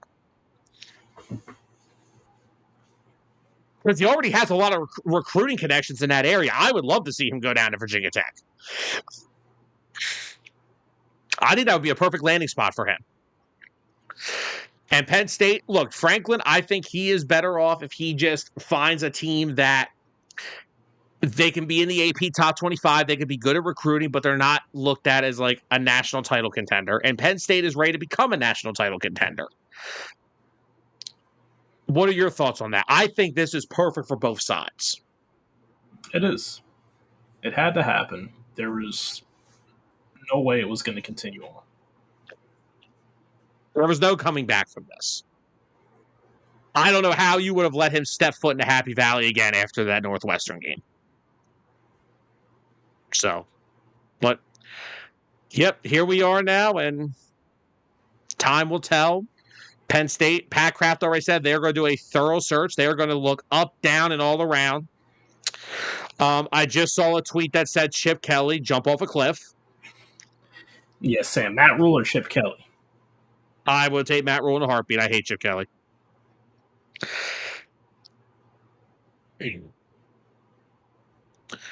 So, yeah, if I'm, like I said, I'm going to go right back to what I said. My 5 choices, Matt Rule, even though I really don't want him, Manny Diaz, but I really don't want a defensive coach. But I'm saying that because I'm being realistic with the ties. They have deep ties to Penn State.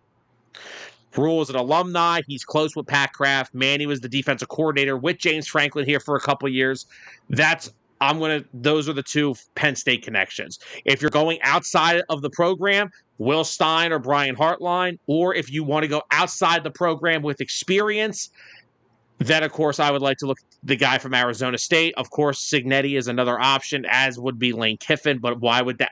Kiffin, I think, is more realistic. Why would Cignetti leave Indiana?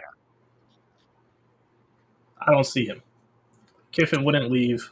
Cignetti's not leaving. You know what, Clint?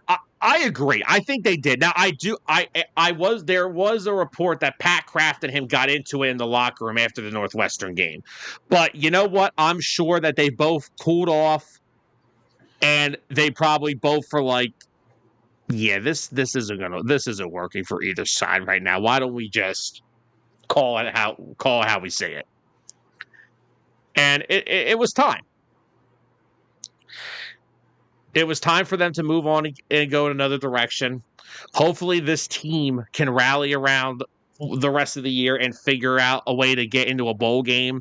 I have no idea how many games they're probably going to lose it. They're guaranteed 2 more losses. And look, if Ethan Guckenmeyer goes into the shoe and beats Ohio State, then follows it up by beating Indiana, I may have a stroke.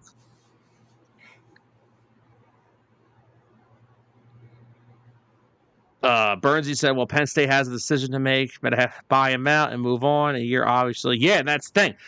Pat Kraft said that. This never came down to a decision about money. They didn't care about the money. They want to get their football team in the contention for a national title. That's what's important to them. And that's what I was in an argument with the other day. Do you think Penn State's really strapped for money? No.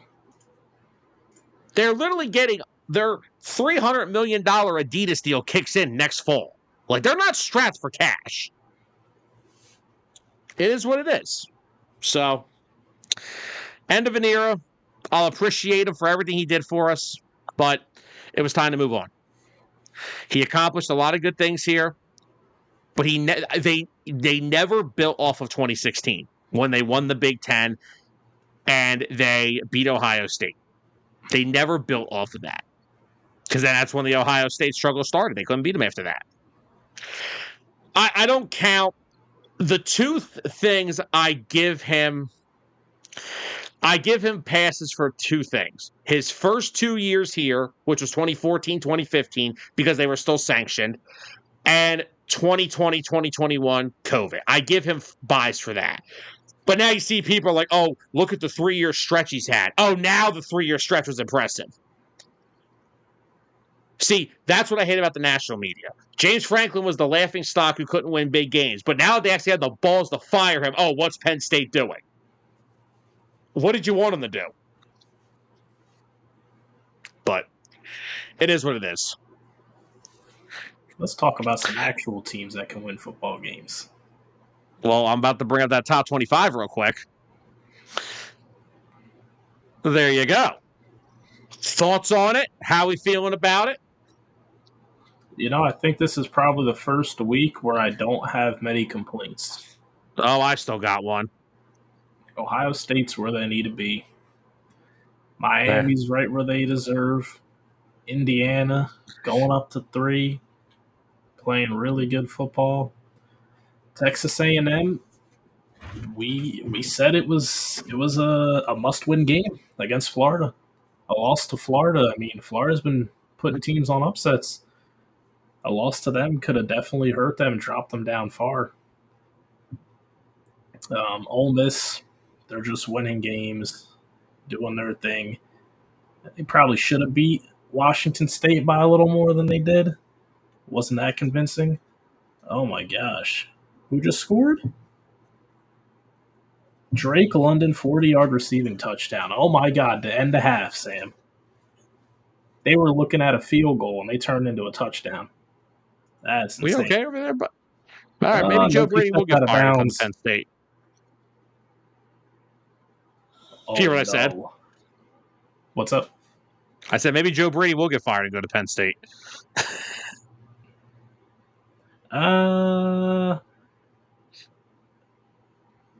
Nope, they're going to get lucky because he stepped out of bounds before the pylon. So it's going to go into the half because the time ran out. Unless if there is somehow a second left on the clock, I doubt it. Bernsey, they're not on the top 25 because they've lost some games. That's the problem with South Carolina. Yeah, they lost a little too many games to be there. Texas back in at 21. Hey, Bruce was happy. They knocked off a good Oklahoma team. I think they deserve to be right there where they're at 21. And I understand that. I know he was just coming back from the hand injury, but they made John Mater look bad yesterday. They did. Notre Dame, I think Notre Dame's a little too high. Notre Dame's getting way too much love for their schedule right now. Who did you beat? You beat Purdue, congratulations. You beat Arkansas, congratulations. You beat Boise State, NC State. Really, guys? Are we forgetting their 2 losses to the best opponents they played all year? I get it, they were literally within 3 points of winning and losing, but you still lost. So now you have USC, who is probably the last ranked team they'll see on their schedule. If they lose to USC, please don't put them back in the top 25 for the rest of the year. Oh, they can go back in the top 25. They just can't be in the top 12. Yeah. Bernsey, I personally think Texas Tech should be higher than 7. Texas Tech, yeah. That defense is ridiculous at Texas Tech. That front, their entire defensive front is NFL players. Yeah. The reason that their Texas Tech isn't higher is because while they have played some solid schools, the best one that they've beaten was Utah.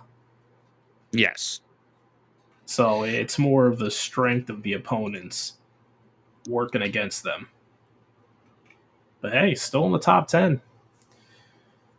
Can't beat that. I mean, Bernsey, Texas has been out of the ranking for a while now. They just got back in this week. Yeah. And Bama pulling off the win against Missouri. Bama's won 3 straight weeks against ranked opponents. Yes, they have. I'm going to have to pull back the Kellen DeBoer hate a little bit. I'm going to have to say it. We overreacted week 1. That's what happened. Oh, I overreacted after year 1. Yeah, well, we looked at the culmination of what happened year 1, and then week 1, we were just like, yeah, it's over, fire him. But the few weeks he missed and the bad game against Texas may have killed Matier and the Heisman.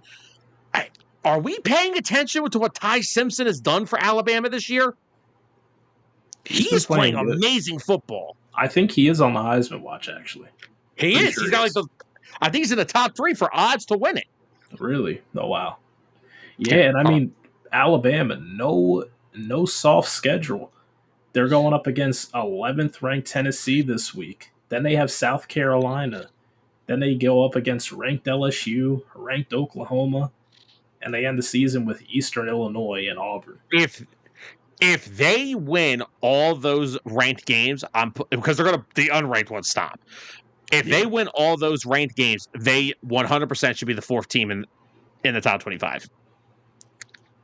Yeah. I would put that. I honestly think they're better than A&M right now. I don't think A&M's that good.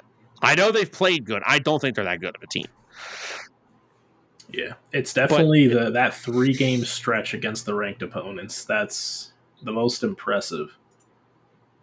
Listen to this real quick. Ty Simpson's completing 71% of his passes. He's got a 172.4 rating. He's 22 yards away from 1,700. He's averaging 280 passing yards a game, 16 touchdown passes to 1 interception. And this is a guy that's been at Bama for a little bit and has lost on multiple starting jobs in those competitions with Milroe and them. Give him credit for just sticking with it and doing his thing. Clint, I want Tennessee. I like Tennessee. I love Joey Aguilar. I love the fact that he switched schools with Nico and he's been balling at Tennessee this year. I don't know, man. I don't know. Bama's playing some good football right now. They are. It's going to be tough. Oregon, we need this. Honestly, let's be honest. Oregon's biggest win, what we thought was their biggest win, that team's imploded. So how good now is Oregon? Yeah, and they didn't beat them by a lot. It took double overtime. Yeah. I'm not going to overreact about Oregon. Oregon, I think they'll be fine. They're still a really high-powered offensive team. Oh, absolutely. I'm not making an overreact. I'm not overreacting to anything.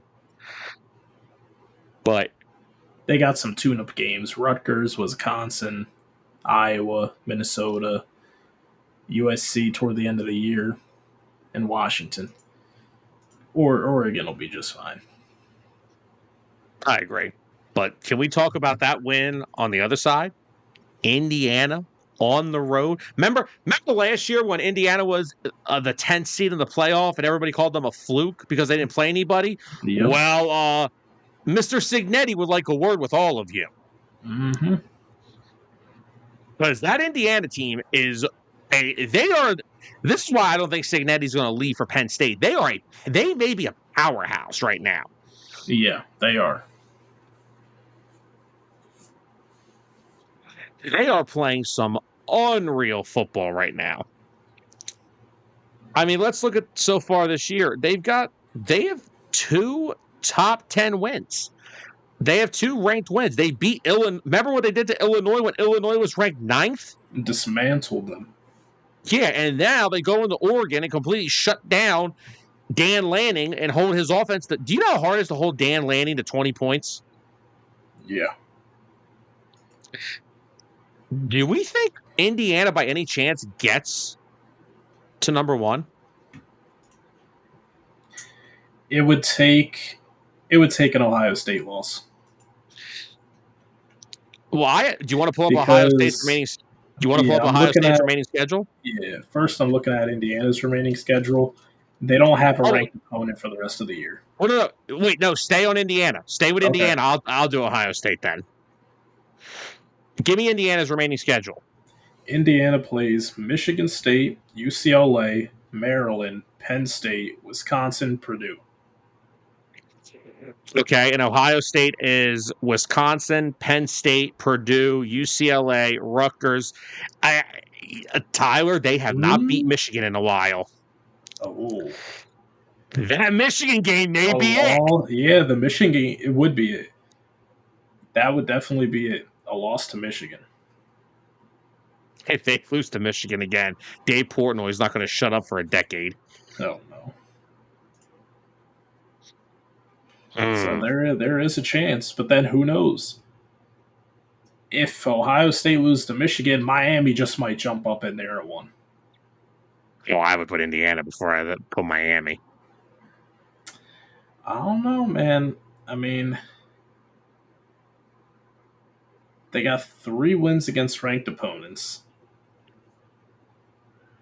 They do. Yeah, I don't know. That's a tough one.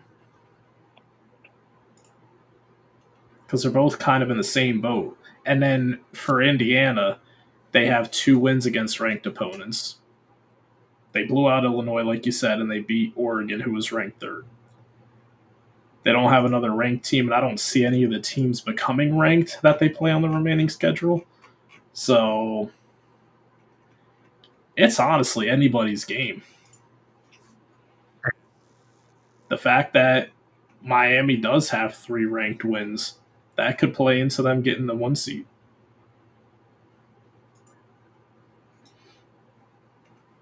You could switch out a team. If you could switch any teams right now, who would you switch out? Like, if you could switch any, let's just stay in the top 12, Switch out right? from Are there top any 12. like look from Notre Dame back? I don't give a crap. Honestly, What's up, Georgie? personally, what's up, Georgie? Is that reaction face in regards to the 49ers injury report? Mm-hmm. Well, we'll get to that soon, George. Don't worry. My condolences in advance. I honestly wouldn't change anything, except for me always saying that I think Miami should be the number 1 team in the nation every single week. But aside from that, I like the way it is as a whole. Maybe Ole Miss at number 4 and A&M at 5. But honestly, I kind of see the justification. So far, the only ranked team Ole Miss has beaten is LSU. But they have a couple of ranked opponent games coming up next 2 weeks. It's going to be pretty big. Personally, I would much rather. I'd rather flip. I would honestly like to reverse 4 through 6. I would like. I think Bama deserves to be at 4. Bama. I will say they've had. So basically, Ole Miss and A&M, they've only had 1 ranked win so far this year. Alabama has 3 in the last 3 weeks. A row. And it may be like 5 in a row soon. It might be. Now, if they beat Tennessee, Bama's moving up to behind. They're a top 4 team.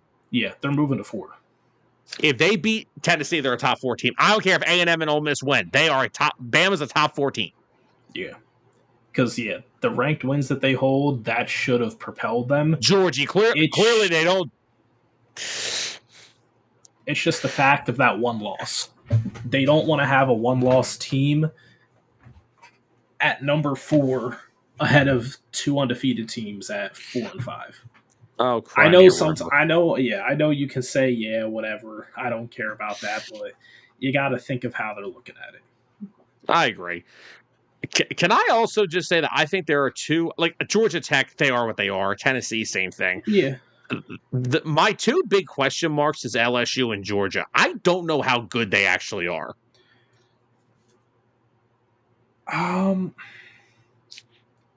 They both had good wins. Now, we're going to find out how good they are next week. Georgia plays Ole Miss. If Georgia loses that game, they're easily getting dropped into the late teens. And LSU plays 17 Vanderbilt. If Vanderbilt upsets LSU, they're taking that number 10 spot.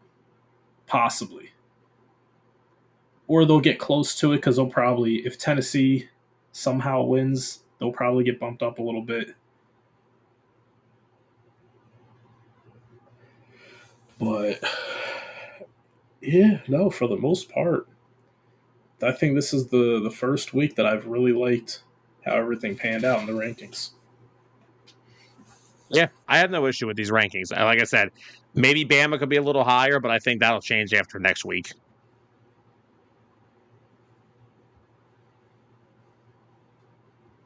So we'll have to wait and see.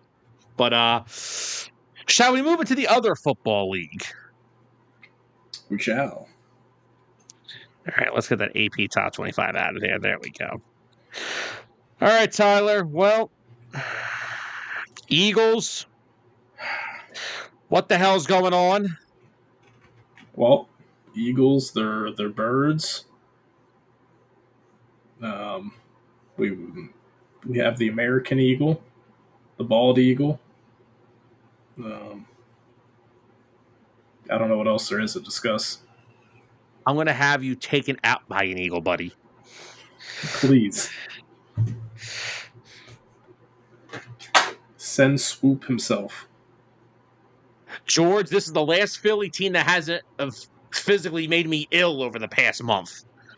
Yeah, give it a few weeks, and he might be wearing a Union shirt. I don't know where he's going to get it from.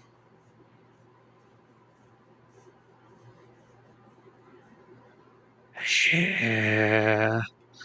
I'm hurting, man. I'm hurting. So where do we start with the Philadelphia Football Eagles? Oh, you actually want to talk about the actual football team in Philadelphia? That's the Eagles? You don't want to talk about the naturing mother eagle? I'd much rather talk about the Eagles in nature than this team, but we got to do what we got to do, right? We're here for the people. They start the game first quarter. They score 10. New York scores 13. There were some signs of life in the offense. Second quarter, they score another touchdown. New York scores another touchdown to end the half. Down by 3 at the end of the half. A solid scoring game so far. Then we go into halftime, and I think they just forgot how to play football at the half. No, let me take that back. Kevin Patullo forgot how to call a football game while he was in the locker room. We talk about all these coaches and their halftime adjustments. Still credit to Fangio. He's always making halftime adjustments. You see it every week. He's trying his best. When your offense has 10 total yards, and no, they did not get a first down in the third quarter. They combined for 10 total yards, which resulted in a bunch of 3-and-outs and punts. They could not move the ball to save their life. They couldn't take any time off the clock, let alone get a couple of first downs to at least attempt to score or to get into scoring position. And when the defense tries to get them the ball back, what do? Yeah, please, fire Patullo. I'm over it at this point. I've seen enough. This is like a James Franklin situation. It's not going to get better. There's no bye week saving this.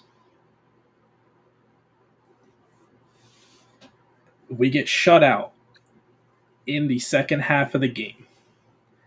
And Sam, try and help me out. I'm really trying to figure out this team. How is it that in the games that they win, people look at Jalen Hurts' stat line and it's kind of like, stats are on the lower side. They manage the game, but they get the win. Tell me how this team got shut out in the second half of the game, but he was still 24 for 33, 283 passing yards. That might be a season high. 1 touchdown and the interception. That was the start to the nail in the coffin. The start. Well, help me understand how it seems like he has his better passing games in the losses. Except for the Rams game. That's the only exception. Yeah, I don't know. We're putting up consistent first halves mostly every week, but for some reason, this team has not put together 4 quarters of football yet this year. Let me just point out my biggest issues with the Giants game. Jalen Hurts played his worst game of the season.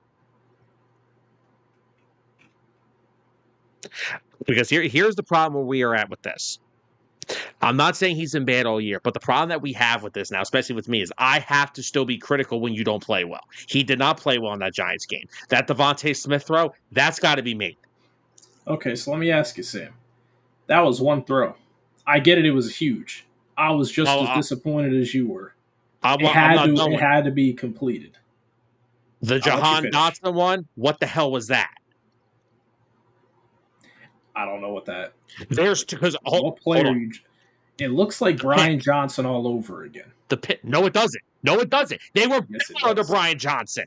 They were still They were still tops of the league in points. This team is going halves in a offensive driven NFL are going halves without putting up points.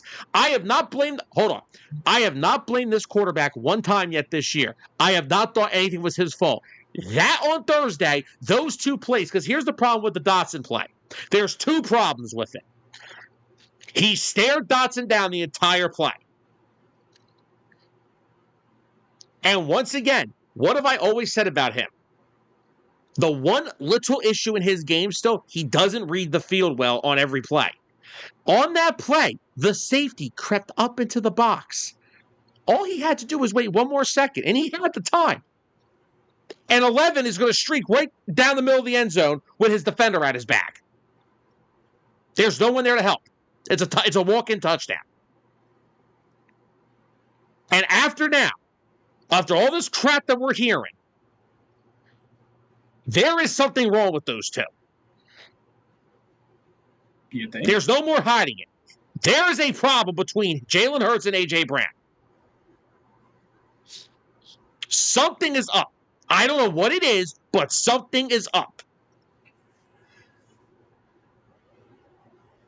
I don't know what took people so long to realize that this year. Like, I get it. Last year, whatever. It was just a bunch of hoopla. But this year, you could tell from either him throwing the ball to him nonstop, forcing it to him. Okay, hold on. Let me get to this right, Clint, real fast, because this is a great comment. Yeah. He said, one, why is Saquon not running outside? Go ask Kevin Patullo. A.J. Brown sometimes gives up on routes when Hurts starts to scramble. And that's another issue I'm having with Jalen. Instead of scrambling when he should, he's trying to wait to force the ball to A.J. Yeah. If you're the quarterback, I don't give a damn what he says to the media or what he tweets. If I see a first down, I'm running for it. So at this point, do we have to get rid of A.J. Brown? Do we have to trade A.J. Brown? Well, yeah. We've seen this offense try to operate without him, so I don't even know how the hell we would do that. But real quick, number 3, run some screens to Devontae Smith. Get him in open space. Dude, Clint, you're preaching to the choir here. Lane Johnson said it best, that the offense is predictable. And that's the guy. Here's the problem. Here's why when Lane Johnson says that, Lane Johnson has been here with Chip Kelly. Lane Johnson has been here with Doug Peterson. Lane Johnson has been here with Nick Sirianni. When Lane says something, you listen. Yeah. So now how do we get to this point? That game is not all on Jalen Hurts. Oh no! Oh my God! See, this is the thing. Some people still think I don't listen. First of all, I'm not going to revert back into a hater. I love Jalen. Jalen's a gamer. He's the biggest reason they won this. He's one of the biggest reasons this team has been successful over the past 5+ years. In no way am I trying to find ways to pick on him. But when you if you stare down A.J. Brown for that pick, I'm not even that mad at you. You're staring down your freaking 5th best offensive weapon. You're not staring down AJ. You're not staring down Devontae. You're not staring down Dallas. Why? You're staring down Jahan Dotson. Tell me how this isn't a Patullo problem. That Dotson is the first option on that play on a comeback route. All we've seen is the 10 million comeback routes. I'm so tired of those plays. I saw a lot of comeback routes under Brian Johnson. No, with Brian Johnson, we either threw the deep ball to AJ or we just threw screens to Julio Jones. Oh gosh, but yes, you called out all the moments in the game that Jalen Hurts, which was played 2 moments. That's all I'm saying. Yes, it was a walk-in touchdown for Smitty if he hits them. AJ. There should be other. Honestly, they both were walk-in touchdowns. There should be other moments in the game. We never saw them. The interception to Dotson. Why is that play drawn up for Dotson? Is Dallas Goedert not on the field? Is Devontae Smith not on the field? I get the issues with AJ, whatever the hell is going on. I don't know at this point. I But really don't. Dotson is the you're drawing up the play for Dotson a comeback route? Are you kidding me? Keep the ball on the damn ground. Are we Run it. okay? But here's the thing: do we know that for sure? Are we sure that play is not to free up the middle for AJ, and Jalen just didn't see it? Because again, the one thing I'm not, again, please don't make this out to me as I hate Jalen Hurts again. I don't. But are we? Jalen is still his biggest issue is reading the middle of the field. That is still an issue. A lot of his sacks are still coming because he's not reading the field and he's staring down. Are we sure that was actually the play? Because guess what? They lost that game by 3 possessions. Devontae Smith overthrow. There's 1. A.J. Brown missed touchdown interception that he threw at Dotson. That's 2. A.J. Dillon fumble. That's 3. Why A.J. Dillon was out there, I have no idea. I don't know why A.J. Dillon was out there either. But what I'm looking at is he had a 72% completion percentage, had the highest amount of passing yards he's had this season, finally threw his first interception. How many other teams win with throwing an interception? I can probably count half the NFL. Yeah, I'm not saying that. The fact that you had 10 yards in the third quarter,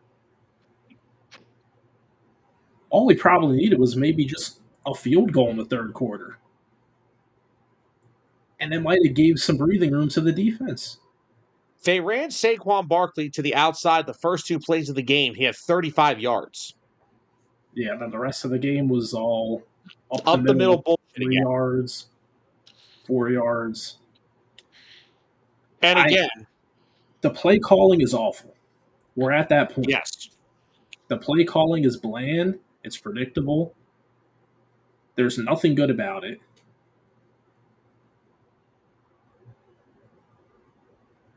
I agree. And there's bigger issues than that still going on with this team. The other issues we have, the offensive line stinks right now. They are not playing well. Jeff Stoutland's got to stop the love with Brett Toth. Brett Toth stinks. Yeah. He's a practice squatter for a reason.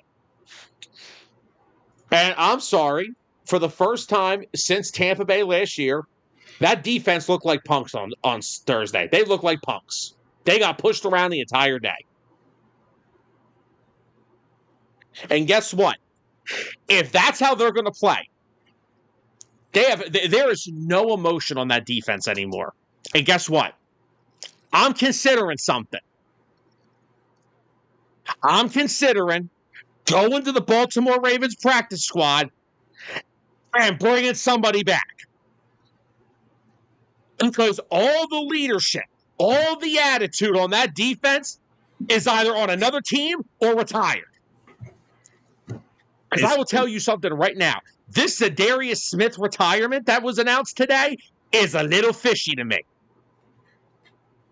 A guy who just 2 weeks ago said, I still got plenty left in the tank. The goal was always to play this season. Not only has he played so far this season, he's been the best edge rusher on the damn team, and he wasn't here until the second week of the season. Which I don't think he was expecting to have to needing to be the best pass rusher on the team. Which, again, I kind of find this kind of funny. Yeah, he came out and said it was nothing personal. It's why talk is cheap. I mean, it looked probably like you were just trying to duck out while you were ahead. And Clint, I agree with you on this because honestly, I'm going to say something that I thought I'd never have to say. Jalen Hurts looks more like a quarterback when he is targeting his other 2 guys, when he is targeting Dallas Goedert and Devontae Smith. Yeah. He looks better. He's forcing the ball to A.J. Brown. He is. He 100% is. That's when he looks like he's playing his worst football, is when he's forcing the ball to him. There is something wrong. He might have a couple of catches. He had 1 catch for 11-yard catch on the 50-50 ball to him. Yeah. Okay, how many of those are incompletions? There is something going on between those two, and they are going to need to figure out what to. And I'm sorry, I'm putting this on the head coach. He's got to. All right, I get it. You're the CEO, coach, whatever. And look, I'm not against Nick, but Nick's got to become the coach now. Sit these two down. Say what is wrong with you two? What's going on here? And how can we fix it? And everybody keeps saying that, oh, Howie Roseman's not going to make that deal. Howie Roseman will put his team over a certain player every day of the week. Don't forget that. He gave Carson Wentz how much money and traded him the next year? Yep. Do not think if Howie Roseman gets an offer that he can't pass up, he will make the trade. Because at this point, again, if AJ would come across as a guy that wanted the offense to thrive for him, for Saquon, for Dallas, for Devontae, I'm on board. AJ Brown wants the offense to be catered to him. Yeah. He does not want the other guys getting touches. He wants the touches. He doesn't want the others. He wants the offense catered to him and him only. Well, AJ, I hate to burst your bubble, buddy, but there's 4 other guys on the offense that need the football. So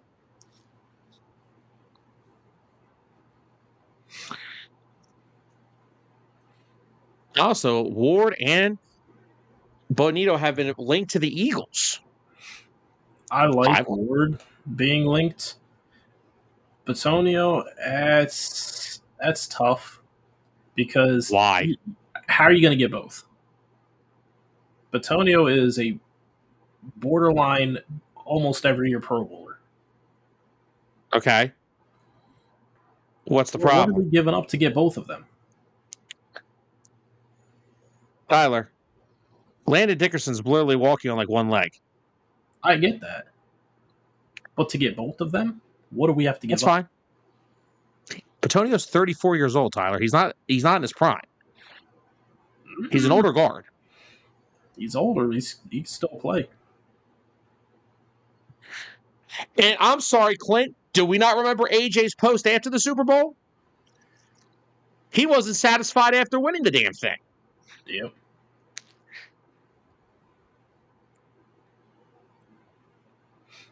Yeah, I mean, it's pretty obvious. AJ Brown, he's the issue. And can I say something real quick? I'm not defending him. I still think he's a dog shit offensive coordinator. Could that also be hindering Patullo too? Maybe he's trying to think of ways to get AJ the ball quick enough and fast to shut him up. Yeah, there's many parts of this offense that look like they're trying to cater to AJ Brown. Yes. And again, I am not defending Ken Patullo. Ken Patullo, I didn't like the high. People think because I knew what was going to happen, they think I wanted it to happen. I did not want Kevin Patullo to be the offensive coordinator. I said because they played in the Super Bowl and all the other coaching staffs around the league have been finalized, they're going to be stuck with Kevin Patullo. Yep. But that's it. Kevin Patullo may be fired by the bye week. And right now, I need the Eagles to come back to practice. I need to know who's playing Sunday. Because as of right now, from what happened last Thursday, Justin Jefferson and Jordan Addison are going up against Adoree Jackson and Keely Ringo. Which, oh my God, get Keely Ringo off my team. I cannot believe I defend. This dude stinks. Keely Ringo stinks. You know what the crazy part is? I thought Michael Jacquet was bad. Can't tell who I hate more. But I think I'm starting to realize Keely Ringo is it. Oh, yeah. Because they both look bad when either one is on the field with Quinyon Mitchell. But when you put them both on the field, they both look awful. Adoree just looks a little less awful. By the way, George, Clint, I need your help. Can you find me the number to Deshaun's masseuse so we can get Quinyon's hamstring? We got to get Quinyon on the field Sunday. Quinyon Mitchell on one leg is better than Keely Ringo and Adoree Jackson. I don't think I could watch a single defensive snap if he's not on the field. And once again, and look, I'm not trying to be this guy. It's okay. Look, it's okay to win a Super Bowl, but when they do things that make them like this, it's okay to hold accountability. Yeah. Most of this defense and their issues is health right now. Do you know why the issue is health? Because they're not as deep. And you know why they're not as deep? Because Howie Roseman did it. He let Darius Slay go. I'm okay with that. Slay, I think you got the last great football out of Darius Slay. He's 34 years old. You chose not to pay Isaiah Rodgers $7 million. You chose to trade C.J. Gardner-Johnson, and you trade him for a guy that's not even on your freaking team. Yep. They chose to not have, and they chose not to draft and defensive linemen early enough to make an immediate impact. Ty Robinson was a 4th-round pick.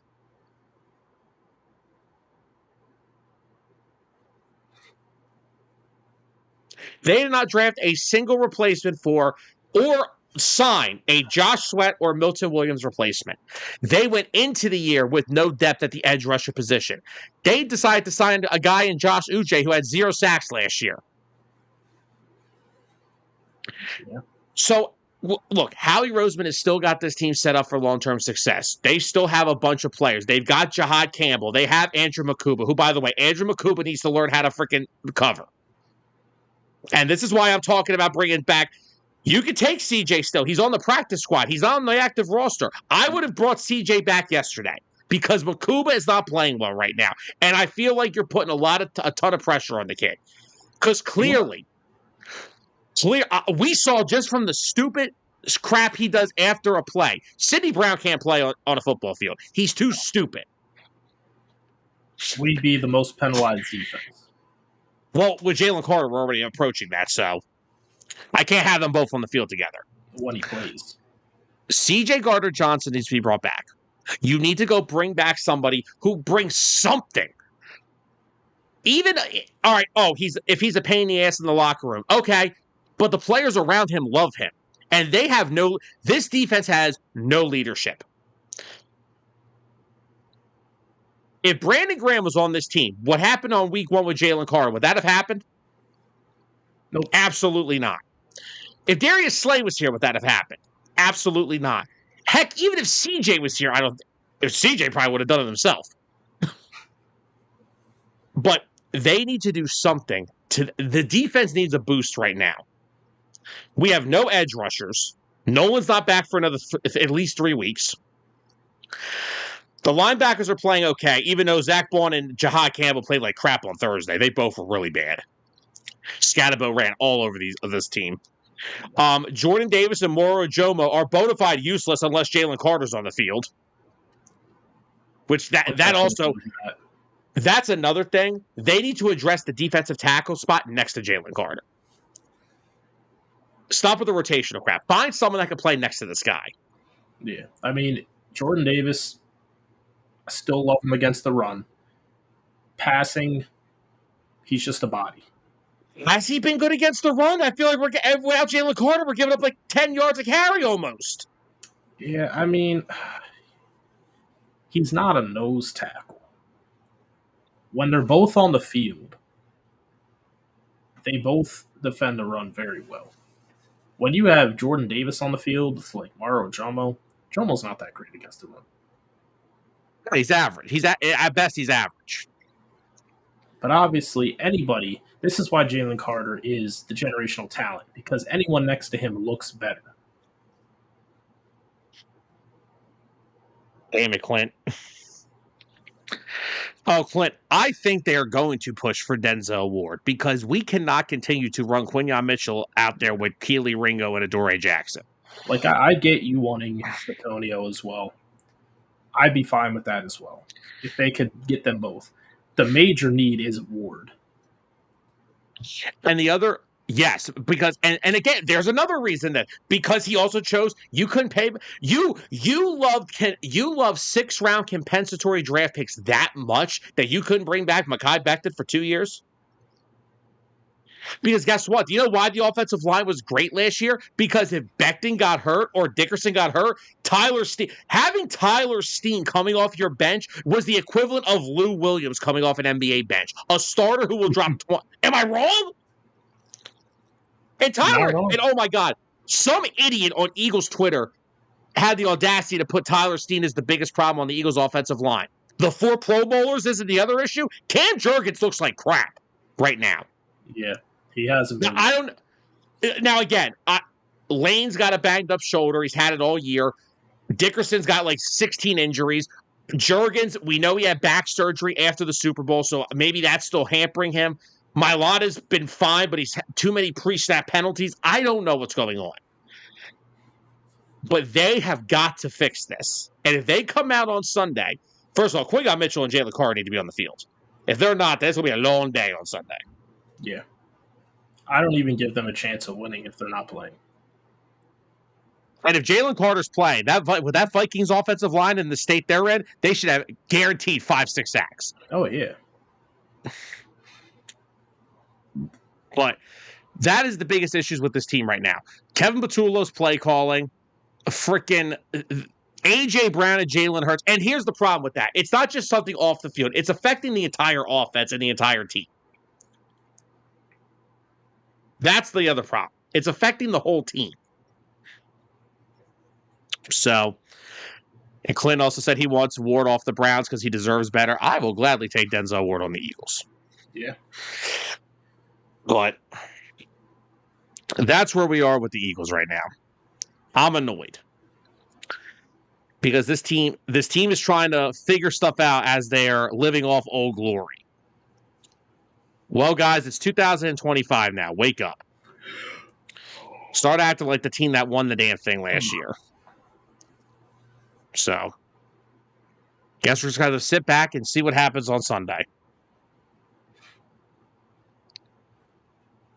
All right, Tyler, what else do we have on tap for today's show? What other games did we look through on Sunday? I couldn't even remember, man. Was so disappointed after the Eagles game. Let's see, what else happened? Honestly, I mean, the Rams, they beat the Ravens. The Ravens were walking on one leg, if that. The Rams didn't look much better. Yeah. Raiders got a win.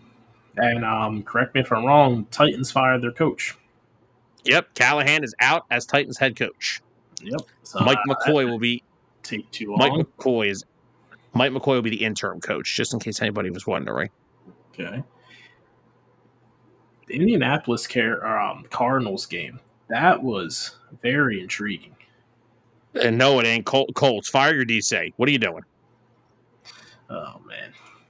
Yeah, man, making Daniel Jones look bad. How dare they? I didn't know Jacoby Brissett threw for 320 yards in his career, let alone yesterday. Oh, man. He had that Russell Wilson game. From when, 2012? No, the Russell Wilson game against the Cowboys this year. God. But no, once again, I mean, Daniel Jones played fine. Yeah, he had a pick. Yeah, that's going to happen. Picks happen. Yeah. Jonathan Taylor continues to be one of the most not talked about skills position players in football. Oh, yeah. The Chicago Bears continue to prove how stupid they are because look, I think I've watched enough college football in my life to realize I don't care what. And look, shout out to Dustin, who we have on the show countless times with us throughout the year. And I know he was trying to talk to us about, Ben Johnson views Colston Loveland as Sam Laporta. You know what the difference between is a guy who fits a system against a transcendent talent? The transcendent talent will fit in no matter where he goes. Tyler Warren's already easily a top 5 tight end in football. And he's played 7 games. Basically. Tyler Warren this year has 29 catches for 370 yards and 2 touchdowns. He's also rushed for a touchdown this year too. And the Colts are 5-1, and now they are officially alone in first place in the AFC South. Yep. I'm all in on the Daniel Jones revenge tour, man. This is awesome to see. It is. They're going to go far. You think? I don't think they're a one and done in the playoffs either. As long as Jonathan Taylor stays healthy, he is a big part of the success Daniel Jones is having. Because what do we always say about Daniel Jones? He looked a lot better with Saquon Barkley there. Saquon's the reason he got paid. And again, what did I say about the Colts offense? They have the perfect mesh of a top-tier tight end, and they've got 3 pass catchers that had over 800 yards last year. Pierce, Downs, and Pittman. None of them care how many targets they get, AJ. But they just want to win. And they win with a balanced approach. So I'm happy to see the Colts playing some good football. And I'm happy to see now. Let me ask you this. Do we see the Colts? Do we see an in-season extension? Or do the Colts take the risk that the Vikings did and let him hit free agency? If I'm the Colts, you finally seem to figure it out. You got to extend him. Because this is right now saving Shane Steichen's job. It is. Because he was on the hot seat. I mean, God, Anthony Richardson just got placed on injured reserve because he broke his eye in a freaking with the bands and warm-ups. Pre-game warm-ups. Like, bro, that's the most Anthony Richardson thing I can think of. And then Tre'Davious Ward gets a concussion during pregame warm-ups. Like, bro, what in the world was going? What is going on in Indianapolis, guys? But yeah, I'm all in on the Colts, man. Daniel Jones is playing amazing football. Jonathan Taylor, still Jonathan Taylor. They're playing good. They're a playoff team. They're easily a playoff team. They're going to win their division. I still think Jacksonville will give them a run. Jacksonville has played some good football so far under Liam Cohen. So, but I like what the Colts have been doing. What else did we have on yesterday? Another good game was Buccaneers 49ers. Now, Mac Jones was flip-flopping his 2 interceptions for 2 touchdowns away from them winning that game. He threw for 350. And Kendrick Bourne was the leading receiver with 5 for 142. He's been good for the Niners since going back. He has. What planet are we living on? Did he have 100? Did he have like 150 against the Rams last week? He did. So he's coming off of 2 back-to-back big weeks. Oh, wait, this is actually kind of crazy. He had the same receiving yard total in both weeks. Oh. In a game of inches and feet, how do you have the same amount? I need someone to go back, the stat keepers, to rewatch those games and find that 1 yard difference. This isn't right. That's football for you. But now we're going to see. Robert Saleh's defense was somehow surviving without Nick Bosa, but can they survive without Nick Bosa and Fred Warner? Fred Warner. Oh my God. It's like, what's next? Because at this point, Saleh's made it work every step of the way. You may want to wrap Saleh in a freaking plastic wrap at this point. He may hurt himself on the sidelines. Oh man, like, how can you keep finding ways? Like, that's a huge loss. Bosa was already a huge loss. Fred Warner, that's the captain of your team, captain of your defense, the heartbeat of the defense. You can't replace that.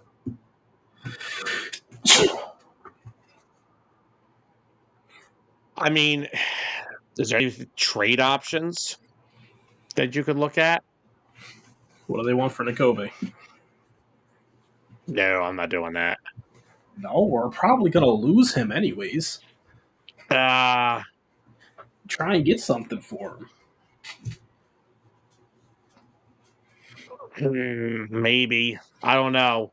I don't know right now because I still think there's chances that you're going to see Jahad Campbell coming off the edge and the Kobe's playing in that off-ball spot. I don't think the Eagles are going to do that right now because of how thin they are at the edge position.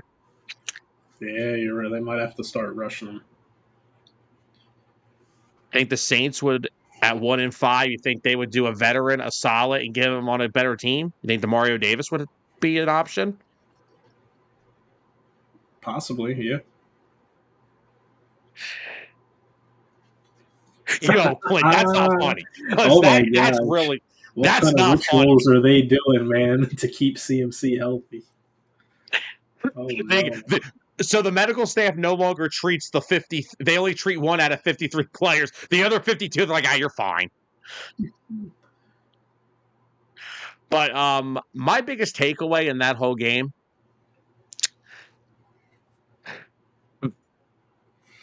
Baker Mayfield may be the MVP of the NFL right now.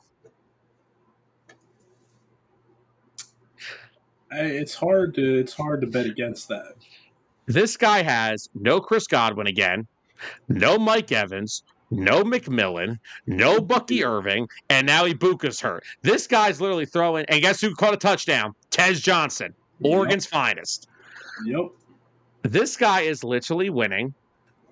And then you got Cameron Johnson as your leading receiver. Second-year player out of Barton College. Like, what? It's just we may need to have a conversation about Baker Mayfield. I think he's potentially going to be MVP of the league. Baker is a dog. All right. What else we got? Let's see. I'm not talking about the Broncos Jets. That was a whole what the heck. It's proven that the Jets are not good for quarterbacks. Nope. Justin Fields looked fine in Pittsburgh last year. Now he doesn't know how to play football again. Yeah. Well, looked fine before they benched him for Russ. Well, yeah. Well, you get my point. Chargers found a way to beat Miami. Probably shouldn't have been that close of a game, but the Chargers are banged up. How Mike McDaniel is still not fired is amazing. Yeah. Like, they're literally 1-5. Yeah. The only thing I'm happy about, what was that? We got comeback player of the year candidate Joe Flacco. Like, hey, he got Jamar Chase the football. He did, and I'm so grateful for it. I said anything had to have been better than Browning. Anything. And Joe Flacco, that's the perfect option. He can get him the football. He even got T. Higgins the football. Yeah. But yeah, Bengals offense actually looked competent with Joe Flacco. Detroit Lions, they lost some steam yesterday. Yeah, Chiefs are getting healthy and they're getting Rashee Rice back. Yeah, and Worthy, he had a solid game. They used him a bit early on, but after that, he kind of got taken out as far as like game plan wise. Yeah, but Pat Mahomes is playing good football right now. Yeah, he is. It's hard to bet against him. All right, Flyers home opener beating the reigning champs 5-2. Let's go.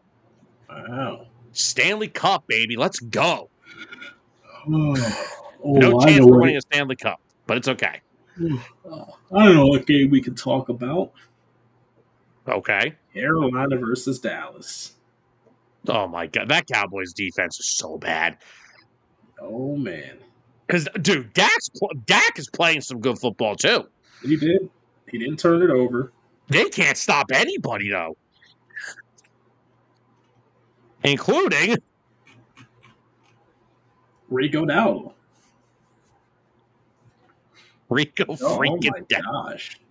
What a 2-week span that he's had. It's ridiculous. Guy's got more yards in 2 weeks than Saquon's had in 6. Yeah. Yeah, that's sad.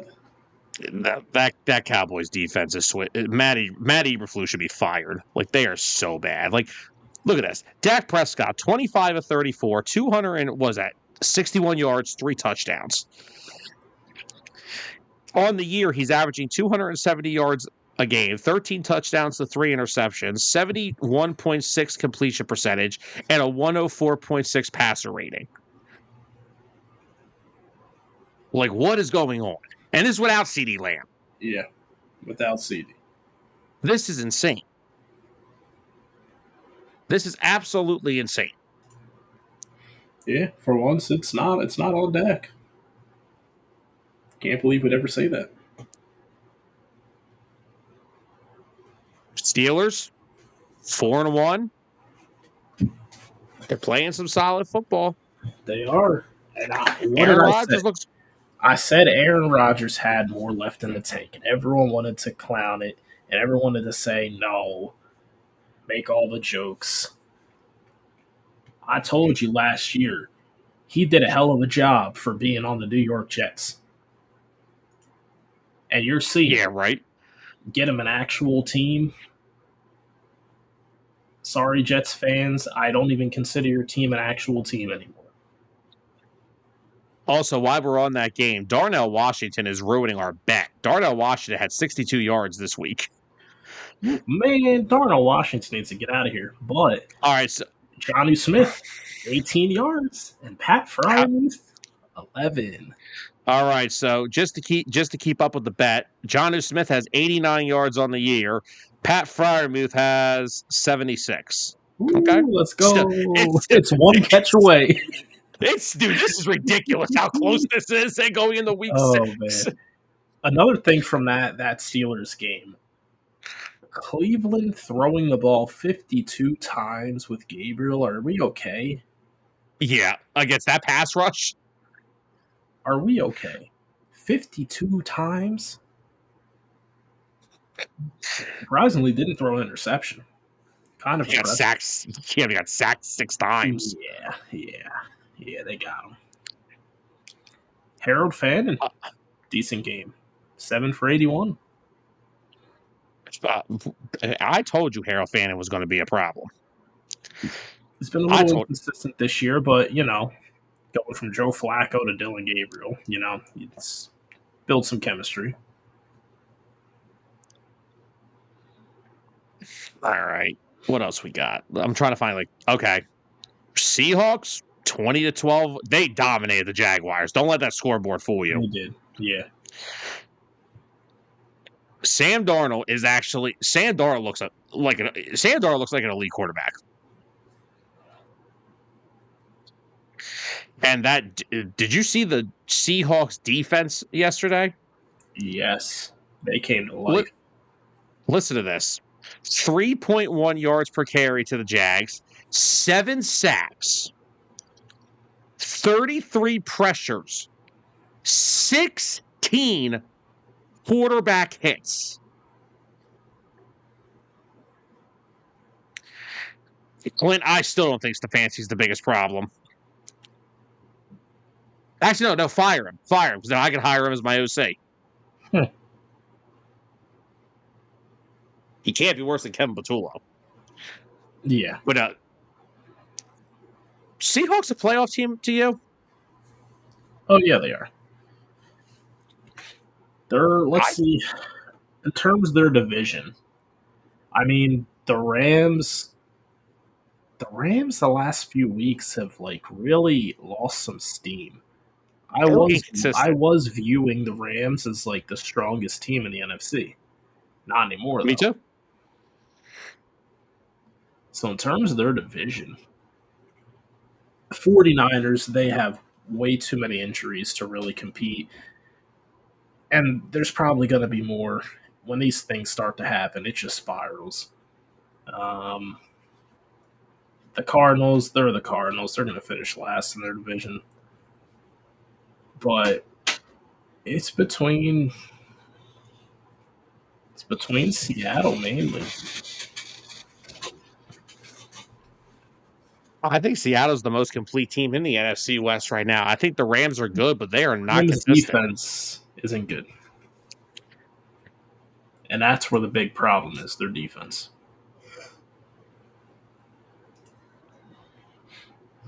True. They held Cooper Rush and Tyler Huntley under 100 yards each. Congratulations. So we can ask the fans keep.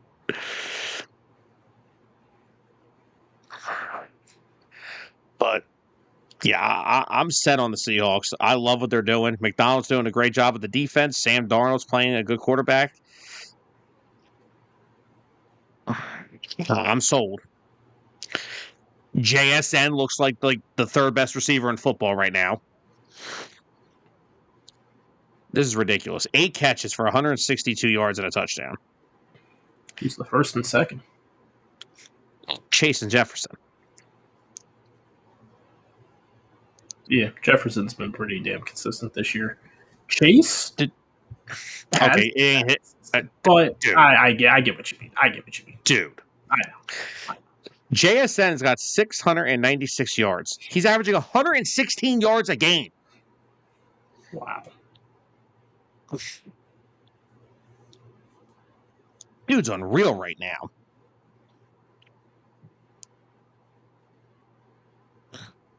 What's up, Jimmy? What's up, Jimmy? And last game I want to just comment on before we get to the round of the NFL, because after that we're going to get out of here. It's almost 10 o'clock. It's been a long show, but it's been a good show. I'm all in on Drake May and the Patriots. I'm all in on what Mike Vrabel and his staff's doing over there. Drake May has had a passer rating of over 100 5 straight games. Coming off that big win in Buffalo. Not dominant, because it took it to the game-winning field goal, but yeah. Coming off, it's not easy to go into Buffalo and win. Go ask Baltimore. But Drake May, week 2, his passer rating was 137.3. Week 3, it was 102.1. Week 4 was 155.6. Week 5, it was 101.1. And then this past week, it was 140.1. He goes into Buffalo, beats Josh Allen, and then he follows it up with a 270-yard game and 3 passing touchdowns, which could have been 5 if the NFL knew how to officiate. Yep. I don't know about you, but I'm all in on the Pats.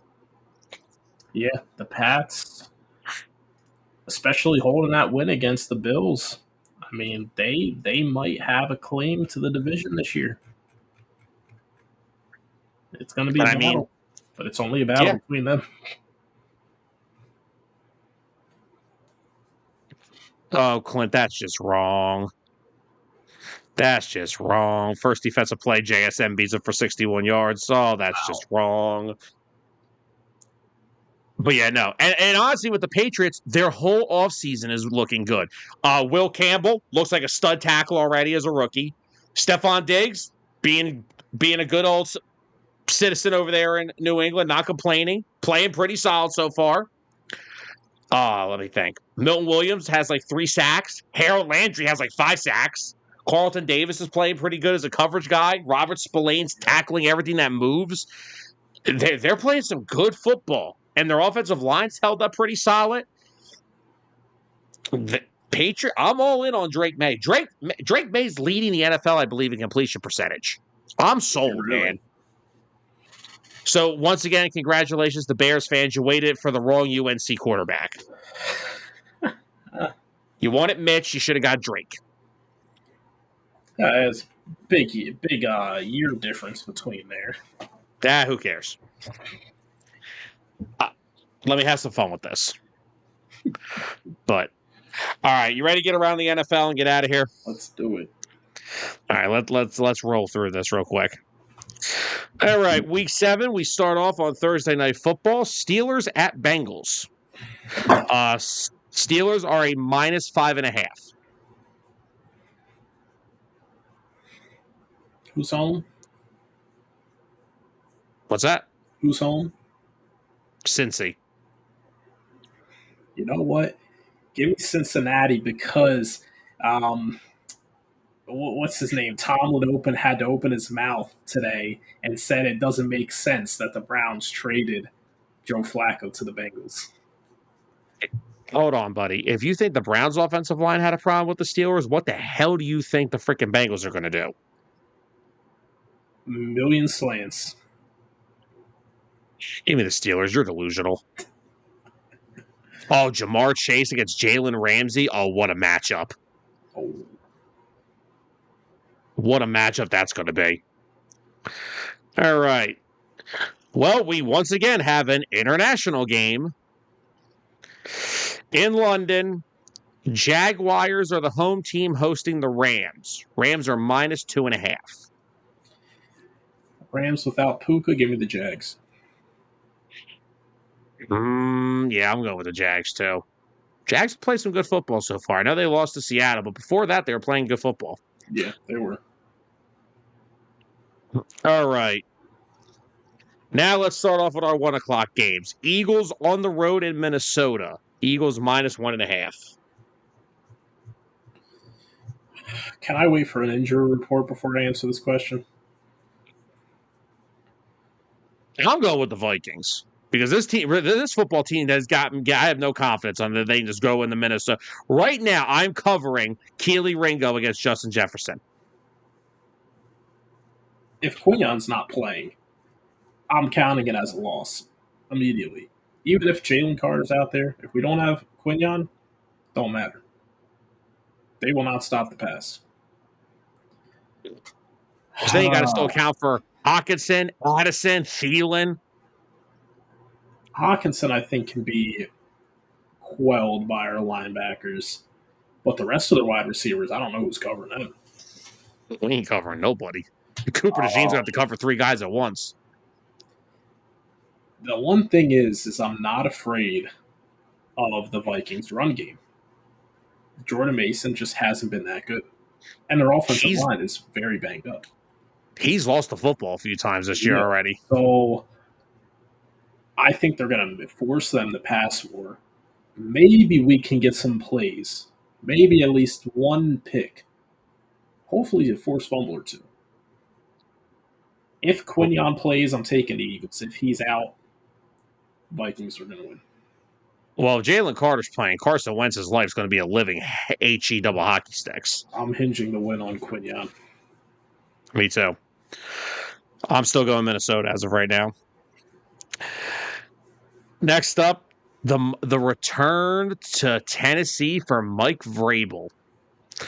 Titans hosting the Patriots. Patriots 6.5. I don't even need to hear anything else. The Titans just fired their head coach, and they're not going to get better. Hey, maybe they play harder for Mike McCoy. No. Give me Vrabel on the Pats. I'm riding on the Mayweather. I'm on the Mayflower, baby. I'm on the Mayflower. Let's go, Pats. Drake May is the man in New England. Oh, get back on the camera. Next up, Bears hosting the Saints. Tyler, get back on the damn show. Oh my God, terrible. You're terrible. Can't make any good jokes on the show without you leaving. If it was a good joke. It was great. It was like top 5 all time. But anyway. Bears hosting New Orleans at home. Bears minus 4.5.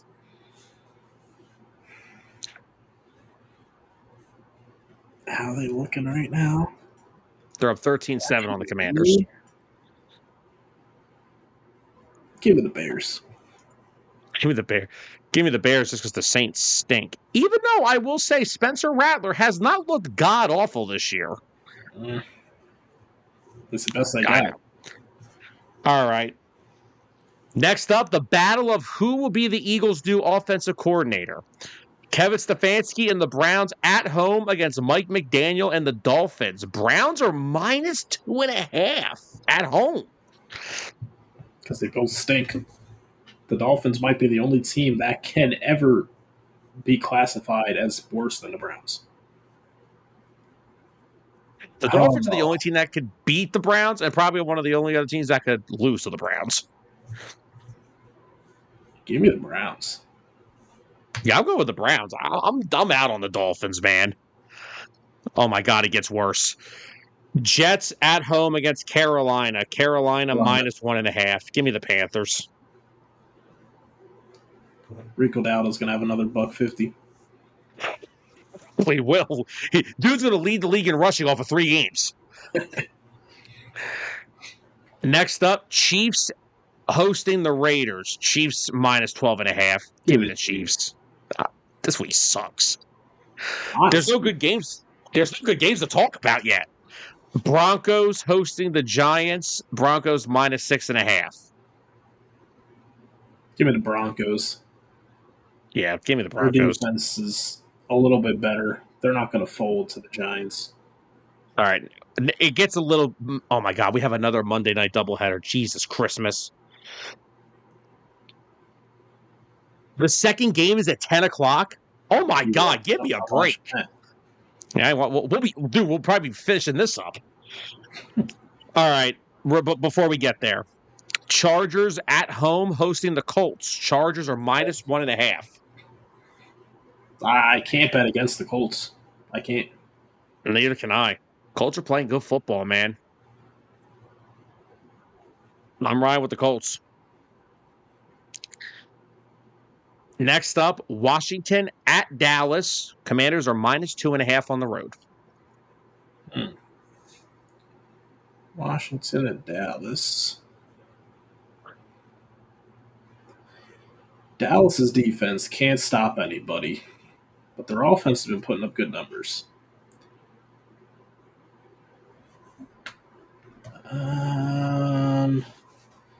Let's see.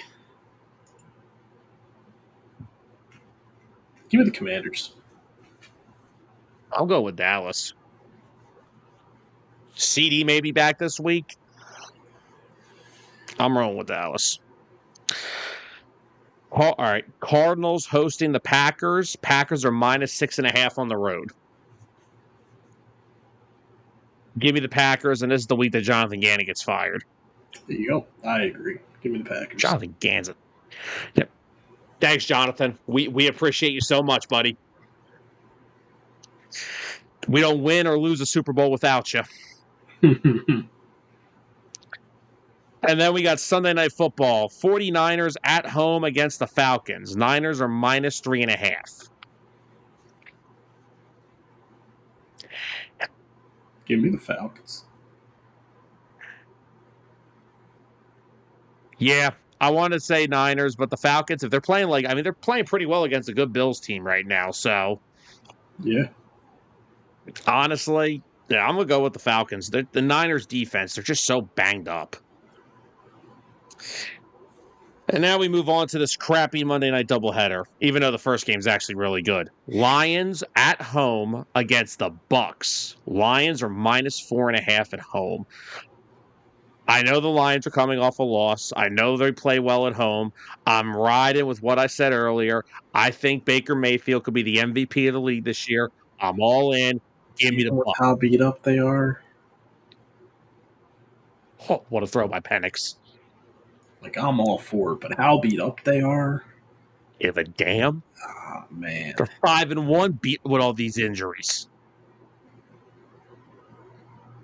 Yeah, you know what? The Bucks are a tough team. If there is a team that can go into Detroit and take that win, it's them. And then we end our week 7 with a stupid 10 o'clock start time. Seahawks at home against the Texans. Seahawks minus 3.5. Yeah, Seahawks, great football.